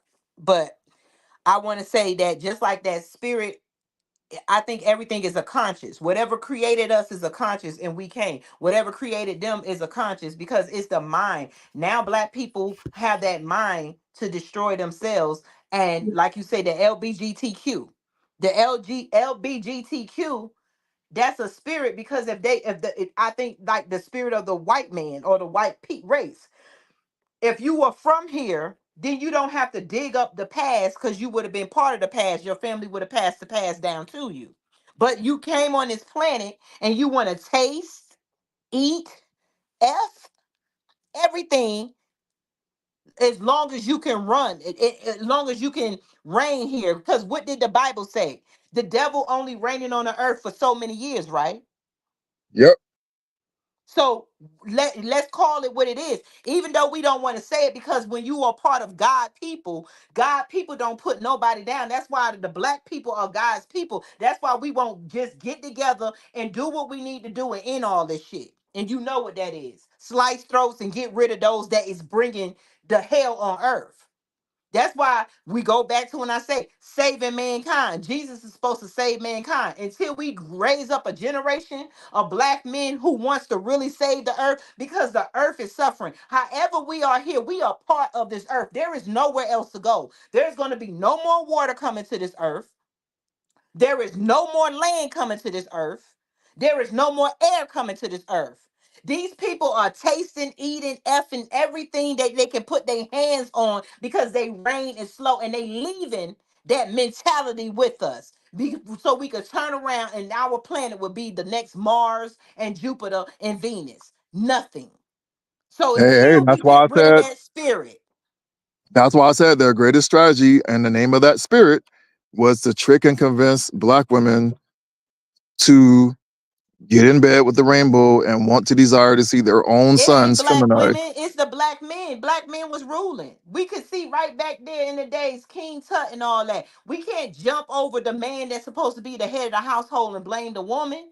We were already here. When the woman was sitting back and the black men were being raped by the white man, why didn't all the other rest of the black men get together and sacrifice themselves and just get rid of master? They left I'm the talking about the current strategy they're using right now. See, they know they've already neutralized the black man. So I'm talking about the strategy they're using now. They know they've already neutralized the black man on a generational basis, and that's why the focus now. This is why Kamala's running for president. The focus now is now getting the black woman under control because they know once they control that, it's over with. Because a nation can rise no higher than its woman, and if you can poison the woman with that spirit and get her to feminize her own sons, to value this lifestyle and all this stuff. I've asked that question over and over. I said, what is the black woman who is why this guy said it online the other day. He said everything you see in modern rainbow popular pop culture is modeled after black women. And I said, yeah, that's propaganda. And the question, and I have not got an answer to this question yet. Why would a woman want to be surrounded by feminine men and eliminate her own protection? Why would you do that? Why would you poison your own son's minds that you see online all day? So it's like that's the strategy now because they've already neutralized the black man. They know most black men are not a threat unless it's to one another. They already know Well, that. I So, can say this. I have gay friends, and I don't have nothing wrong with. I believe that some people are just gonna be gay because it's just some people. I can't even say gay. Some people's sexuality is different until it becomes a threat to somebody else. What you do in your bed is not my business. Now, when I've hang around my gay friends, you couldn't pay anybody to touch because some gay men take up for a black woman quicker than these black men. Not trying to be funny. I know that y'all represent. There's a lot of strong black men out there like you, Pablo, and the rest of them, but out here in the streets for real, and you know it. These black men, where we're coming from, I had to even correct my little black cousins. They praise white women.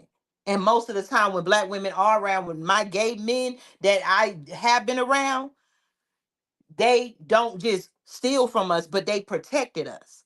When we needed stuff in the neighborhood, while the black men was out here shooting up and doing things, the gay ones were protecting us and doing stuff. I'm not making justification. I just feel like if we didn't have the dealing with the racism, we would still all be different. Now, I do believe that it's over hyper. I mean, what is it? Is being done too much because of the chemicals that they're putting in our waters and our food.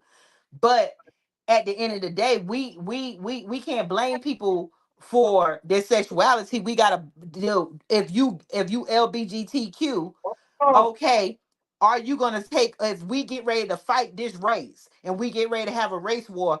I just want to know whose side you're on, because it's not about what you lay in your bed. It's about, are you gonna slit master throat with me? But oh yeah, yeah. I mean here's the deal with that. that right there, that I think is subjective on individual basis and even community type basis. I'm talking about like the overall general population, like if the war started right now type of scenario to where Yeah, if the the war strategies started because right now, is that LBGTQ black person, are you going to slit the throat, or are you going to go over there because you think you white? Because that's not even, yep. we can't even put it on the LBGTQ, because you got, back in the days before black men started coming out with the LBGTQ, you had black men, soon as they know, when the lynchings was going on, we were at the worst of our times, black men were going to marry women. When they got money, they were running to women. Look at Sammy Davis Jr., look at Oh Martin yeah, Luther King. Look yeah. at the black men That's that what ran the I'm white going. women. They've been deserted this and That's stuff. where I'm So going with. That's where I'm going with this. I'm saying this as far as the white identity groups that we have to identify as enemies of the people. Not all people under the rainbow. Matter of fact, most black people that would fall under what you're talking about wouldn't even identify with the rainbow. They go, I'm not with that white movement because I know that's a white movement. They wouldn't even identify with that. I'm talking yeah. about the people that fall under the It's white a identity. supremacy movement. It's not white supremacy movement. Yeah. So they wouldn't even fall under the rainbow. I know a few like that. They cannot stand the rainbow. They said, I don't identify with that because that's a white supremacist movement. And it's not going to give me any black power. So that I'm not saying it along those lines. I'm saying along the lines of the white identity groups, because the white rainbow, the chocolate Greeks, all these people I consider under that same umbrella, they're white identity groups. And it's like, strategically we have to come to a point where we accept that, identify that, and move accordingly, or the needle is never going to budge. Because you can't, it's like it's kind of like getting on a treadmill with a Twinkie and expecting a six-pack. Well, look at Diddy. Back to the Diddy. Diddy is an LBGTQ to the core, but he never Yep. represented it, and he still didn't do nothing to help our community. So we can't identify somebody's sexuality to say whether they're going to be with us or not. It's basically a person's mind.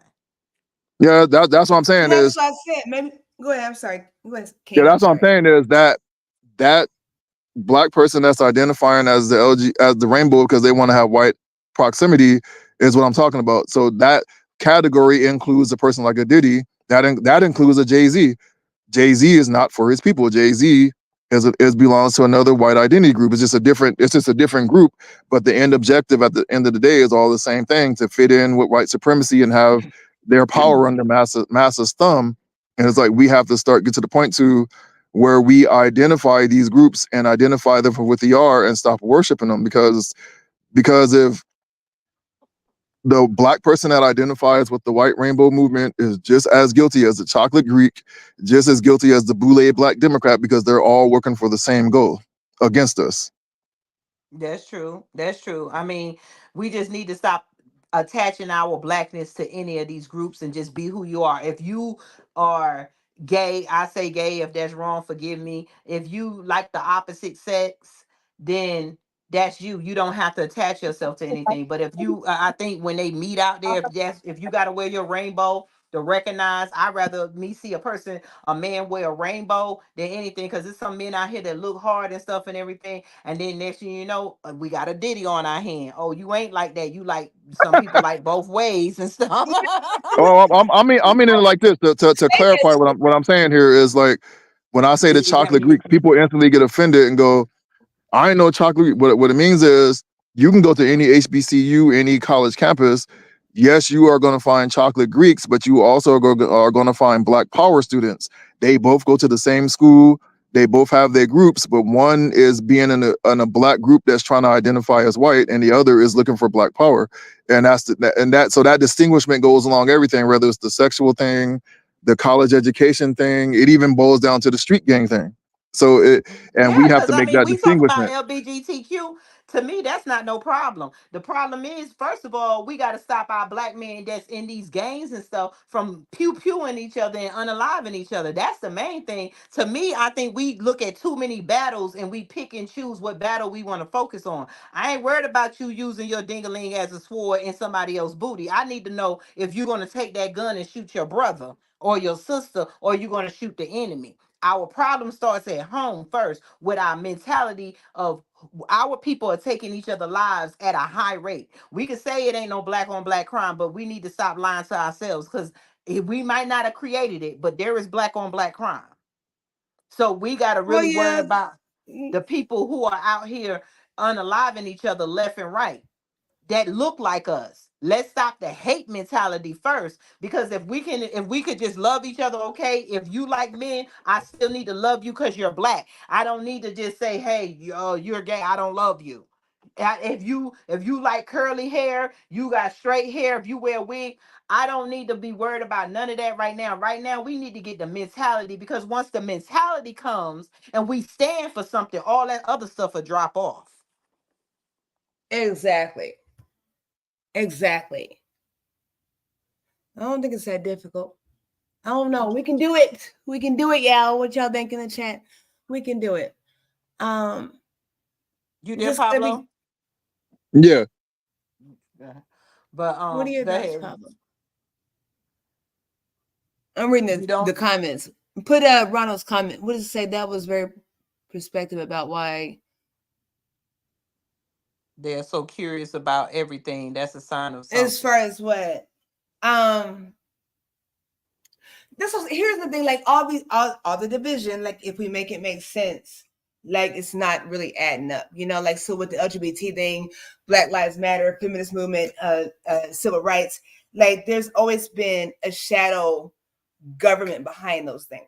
Yeah, so I mean, it's a bunch right of now groups we know we're that fighting too many battles. It's a bunch of groups we're fighting too many battles. Let's get the people. If you LBGT and you want to wear, if you're gonna fight, if you did, I don't need to be worried about. We need to get in. We need to be worried about our people that are unaliving each other in the streets. And the reason why I say that, because it's become a problem. My little town in Dothan, Alabama. Every time I turn around, every week somebody done unalived each other. Everywhere, though, everywhere. I'm so sick of hearing that shit, like on the news. That's all you hear is negative stuff. Where do we go from here? That's what I'm saying. we gotta stop. We gotta stop just judging each. Like, hey, we gotta stop judging each other to a certain thing and see. And we need to build soldiers. You know, I don't need to ask, are you gay? Are you this? Do you like that? And everything. Or do you consider yourself black? Yes. Do you understand what is happening to black people? Yes. Are you willing to fight for black people? Yes. Now, that's all we do. That's what we need to be focused on. Because right now we ain't got nobody fighting for nothing but us. And we're not fighting. You know, we cause all this division amongst ourselves. Like, it's weird to me. We're about to get off here, but I want to tell you all this true story really quickly. About 5, 6, 7, 8 years ago, I was learning and evolving, right? Started to get on YouTube. My husband was down recovering from surgery. He's a military vet, a Marine vet, right? So he had all this time on his hands. And he spent his time learning things. Okay. In the process, something happened. I'm looking on YouTube all of a sudden because I'm not really social media, like, you know, savvy, because it's not that important to me. But I came across, I'm going to say it, came across Fly Nubian Queen. Okay. Right. Came across a bunch of different people. Vicky Diller was one of the first ones. I put all kinds of stuff on my Facebook page about Vicky Diller, all her messages, right? Just empowering, just speaking truth. Then learn something different about Vicky Diller. I don't know her, but people said, you know, so I had to take all that shit down. You know, then there's Michi X, there's Queen Tina Berry, straight no chase with the Queen. And all the while I was telling my husband, I'm the queen of the world, I'm the queen of the world. And I linked up with these queens. Now Queen Kathy B, Queen Lynn. I'm saying to say I'm the queen of the world. I don't run nobody else's life but mine. But my world and my reality is real. And I want what I want. I work for what I want. And I'm the queen of everything in my atmosphere, not to control anybody else. Queen Tina Berry is the queen of her world. Queen Kathy B, all of us. But we have to learn how to unite and come together. Yes. And it doesn't become about titles and positions. Okay, you see what I'm saying? The distraction is crazy. Yes. And it sounds like unrealistic, but I can show you how to rock this shit. We rock this shit for real. You know, I'm so grateful to know the queens and the kings on this panel with the United Empires of the Cuba line. Like, it's been solid and it's been so serene. And so, I don't know, reviving. Why don't you want to hook up with people like that? That's why I say I don't like to talk about other people. Vicky Diller, they said she did some stuff with the senior community. I'm all about my seniors as a nurse. I don't know. That's what they said. No, it ain't what they said. It's in court documents, federal government documents. Right. She owed $2 million because she was scamming old people. It ain't what they said. It's what the paperwork saying why she went to jail. So look at that though. Look at that. For whatever reason, like, she's still like going strong, like pushing. A broke clock is right 2 times a day. So people can give messages. Like, we was working with P. Diddy, R. Kelly, everybody. You know, if you look at all the movies we watched, like if you boycotted Harvey Weinstein, like, there's a whole lot of shit you won't watch anymore as far as movies. You see what I'm saying? Like, it's so difficult for us to say, this is where I stand by any means necessary. There is no greater love than to lay down your life for someone else, you know, but I can't do that. I'm not going to sacrifice myself for nothing. You got to make it make sense to me. And I feel like that's where we're all at though. But make it make sense. We don't have to lose our lives if we just come together. What you so pissed about? What you mad about? What you want? Why don't you email empiresofthekeeperline.com. Email us and tell us what you want. What's your issue? Because you got to make it make sense. Exactly. We're so angry with all this nonsense. Well, the We ain't thing getting is, they nowhere. got us frustrated with so much stuff, and we're piled in places that we shouldn't be together. We are all parts of different tribes that have been forced to live together. When before white supremacy came, if I had my tribe, you had yours, we'd be the different places. Black tribes with the war on each other, but they didn't destroy and genocide each other. You know, it was a respect. There was a respect of wars, and that when we didn't even. They talking about weapons of mass destruction in other countries. They gave us the weapons of mass destruction. They gave us guns in our community where if we say one thing wrong to each other, we're unaliving each other and stuff. So, you know, we gotta have respect for each other. And like I said, if we was out there and we didn't get dropped, if this bag of white sand didn't drop on us, we would still be separated. The reason why there's so much is because your tribe would be different from my tribe. My tribe would be different from yours. We don't have that no more. We're all in America, and America is dropping different categories instead of different tribes. We need a time to we when we separate from them, we're gonna separate from each other because everybody don't get along. We need to respect that, but we don't know how to respect it because we keep saying we're fighting to get out of this madness called America, but yet we fighting to still stay here because we won't admit we are all different. We are all different, the way we look, our tribes, and our sexuality. But we, back in the day before the white sand dropped on us, we probably respected our differences with each other. I agree. That's what Paul was talking about with the Bible with the Nephilim. Like nobody in Black Christianity finds that like God allegedly destroyed the whole earth and left Noah and the Nephilim. Like, does that make any sense to you all?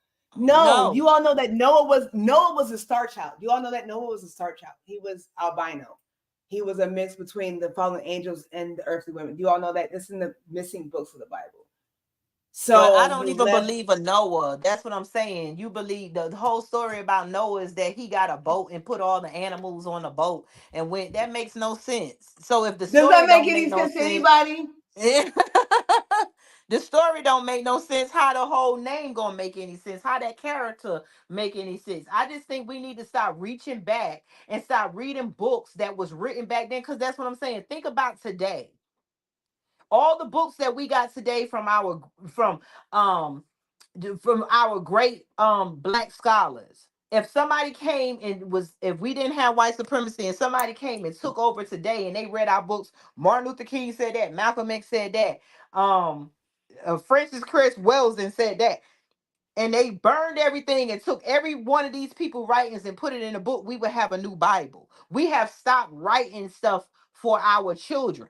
I think they stole writings that was meant to guide us because there was nobody destroying everything back then until now. We got bits and pieces of something. But if we left the books and TV, even the TVs alone, we wouldn't have nobody but us and God. We would still be inventing. We would be doing everything else, but we're stuck because when we turn to get away from American supremacy, we got religion. When we turn, we got sexuality. When we turn, we got classism. Everything, we're in a maze. And if we want to get out this maze, we got to stop putting so much energy into the things, the toys they gave us to play with, their Have you books, ever their been amazed? Bibles. Have you ever been amazed? Those mazes, like those cornfields, are weird. Don't you find that weird? Like how a group of people spent 40 years wandering around Look in a at goddamn look at Antoinette field. Hill said it rains for 6 months in the rainforest and earth doesn't flood. Exactly, because the water goes back up and comes back down and just in a different place. We But it's like wrong if you call somebody retarded, though. That's wrong if you say they're retarded. Well, that's not nice. They're called special names. No, you're retarded. Okay, not this. You're fucking retarded. Like, yeah, what's wrong Ronald with you? Ronald said there's parts of the Bible I respect, but I'm trying to get away from Christianity. That's fine. You ain't got to you get away from it. You already said you're away from it. Like my mom and us, we don't need the Bible, but I know that some of the Bible with common sense is was written by people because they stole some stuff and rewrote it, and that's the closest that we can get to our ancestors. And I think that's why black people won't leave the Bible alone, because we know that in our back of our mind they stole some of this stuff, they rewrote it, but hey, I'ma still use it. I just say don't put your soul into the Bible.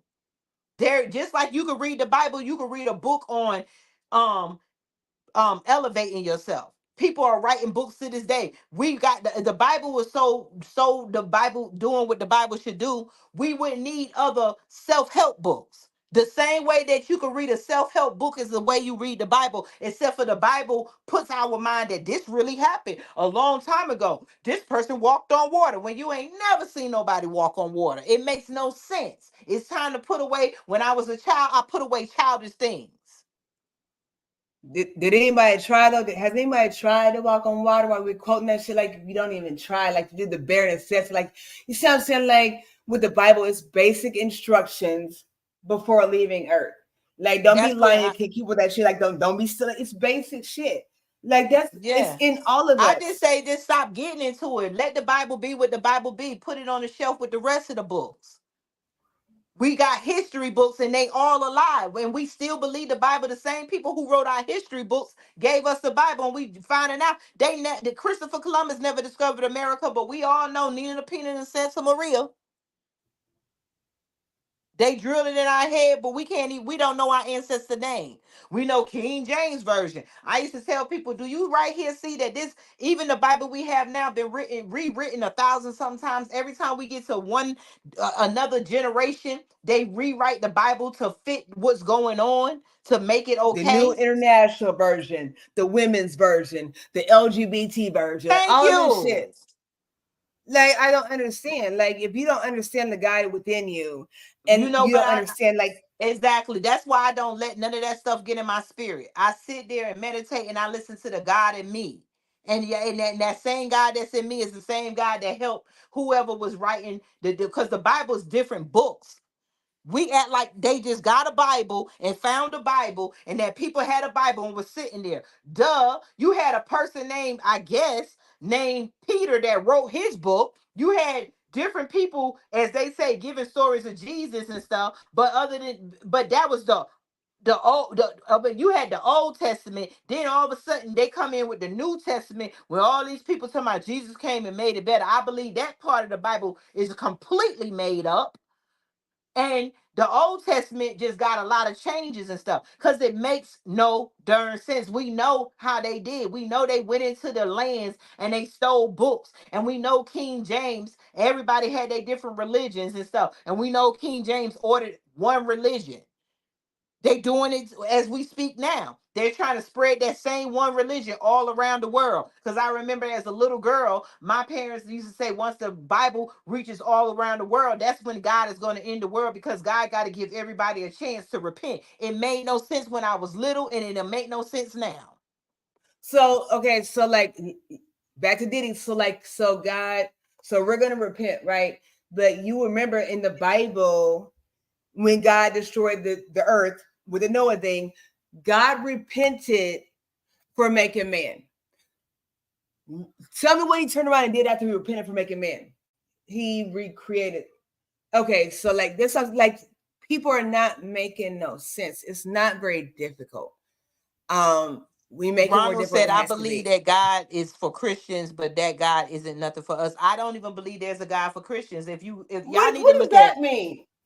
Because the Bible was written for the people with Christians. I think the book was written so that the white people who came and did the wrong it gave them an okay that this is what happened. Black people were wrong. God cursed them. What you're doing to black people now is what God wanted to happen. You know, we've been all played because I want people to start looking at space. Look at the James Webb Telescope. Look at other universes. Look at other planets, and then look at yourself as a hair on the tip of a needle. Remember, I always say Horton here's a who. He was in there. He was the elephant running around like there's people in here. There's people in here. Nobody believed them. That's how we are. We walk around like our world is so big and there are other worlds out there. And we believe that some worlds are upside down. Some worlds rain diamonds. This is stuff that go on for real. And we keep narrowing the whole universe down to some damn book that a white man wrote. So God puts his in your head. That's why I can't hear your thoughts. You can't hear mine. Because your only connection to God is yourself. That's what I'm saying. You sound far away, Queen. Like with that, that's what I was saying. Like we have to be able to say that and own that and walk in that. You know what I'm saying? That's Like what it's I walk not in. when Cause it can't comes in nobody power. convince me nothing else. Cause when I wake up and something told me that when I always call it the voice, you could call it God, the universe. Sometimes when that voice told me it's time to leave this job, go down here, pick up this paper and look at this. I pick up the paper, boom, I'm here. I got my job at the TV station. That voice leads me. God leads me. The Bible don't. Christianity don't. All my times in church didn't. It seemed like your life better because you surrounded about people who you don't have to fight against. But it doesn't mean your life is really better. They not. I got the same blessings I had when I was in church, whether I was in church or not. So when that voice told me go down there, start your business, it's time to go. And I always say, well, universe, God, I'ma trust you. If it's meant for me, I'ma go here. We gotta the God is in you. Follow that voice. That's your first voice. They have taught you to ignore the God in you. That voice be talking to you. That God in you. That consciousness. What God is consciousness. You're the God that woke the first man and woman up, men and women up, because ain't no way two people produce all these millions of people. If that's the case, we'll all be crooked and had incest. That's why I Is just that seen Ronald said the Bible said there's many gods, and I do believe it. Because there we see are. this, yeah, because there we and then they couldn't explain animals, so they didn't write nothing in the book. Oh, God just told Adam to name every animal. But you got animals, insects, and every animal eats something from the next. All of us in the world, this is a recyclable world. If And when we go to human beings are bacteria the only people eats, that kill for sport, though. We're the only people, the only species that kills for sport. yeah, but that's not even it. The whole point is that everything is made for something. The flowers are made for us to consume when we desecrate. I mean, when we defecate that out, it fertilizes the flowers. If we don't hear, a lion will eat us just like they would eat a gazelle. I mean, we are not no more special than the lions and the tigers and the bears and the animals and the insects. I believe each one of everybody is made in their image of God. I always think, hey, why is the grasshoppers here? Why do we got flies? Why we got bacteria? Because somebody got to clean up the mess. God ain't coming down here cleaning up no mess. He created the knowledge in the creatures with automatic knowledge. You ain't got to tell a fly to be a fly. You ain't got to tell a damn lion to be a lion. You ain't got to tell a snake to be a snake. When a gazelle is out there, they automatically know who their enemy is and take off running. A dog know who their enemy is. You ain't got to tell nobody but human beings. We're the only ones. We act like we the greatest, but we the only ones that can be manipulated into doing what we naturally don't do. And we manipulate other animals. And the only thing that the white man can find to manipulate other animals is dogs. That's why they keep animals in things called zoos, and them animals after a while turn on them. You don't see them with a pile of animals. We the only creatures walking around with a book telling us who we are. Facts. On top of facts. And Well, I we're agree gonna with you. get Like, up out of here. I know we've been here. Go ahead, Queen. no, we can get out of here. Yup. Somebody said we've been played for 50 years. Yeah, the Democratic game, that's just another game. Republican, the government, voting. Long as we keep playing and voting, we're going to keep people in our hair, in our minds, that's going to keep passing laws to do whatever they want to do and teach us to do whatever they want to do to our children. If we don't step out and get uncomfortable, we're going to keep being comfortable till it's too late. And it ain't no God coming. The only thing that's going to happen, just like them desolate planets are sitting there with no life on it, we don't know why they did. That's probably because they done did what we did. We didn't take the warning. I always say, Do we why is know that that planet? though? I, Do we I know always that? No, we don't. But it's something to think about. I always say, how come that planet is sitting there and it ain't got nothing? But then they say they found water. How come this planet ain't like this? How come that planet? And when they talk about hell, I know that for science wise, every planet is going to be destroyed because your sun, it explodes after so many years and it's eating up everything in its way. We got to start learning science. That's why they keep the black people. That's why most black people don't know science, geometry, and what is it, Math. math. Yes, math. Those are the key things, because if we focus more on science and math, we wouldn't get caught up in none of the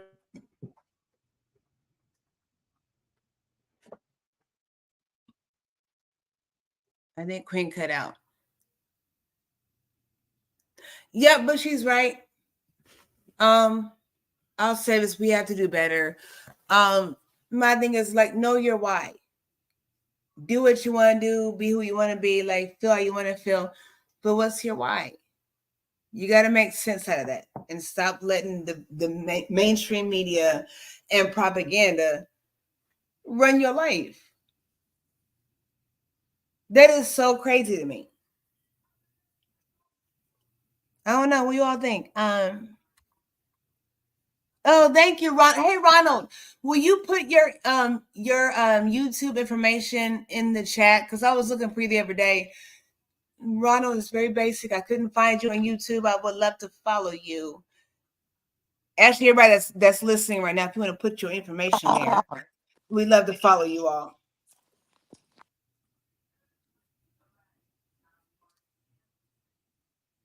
Okay. So people not gonna be ready until they're ready. Oh, there's Lynn. I am so sorry. I got cut off. So we need to get up out of here. So we're gonna get up out of here. Just popped up. My phone is dying. We're gonna get up out of here because I have to end the show. So thank y'all for listening in, and we'll be back in. Can y'all hear me? Yes, ma'am. Okay. So peace. Thank y'all for listening. Because my phone about to die and I ain't gonna be able to end the show. Peace. All right. Peace, love, and blessings.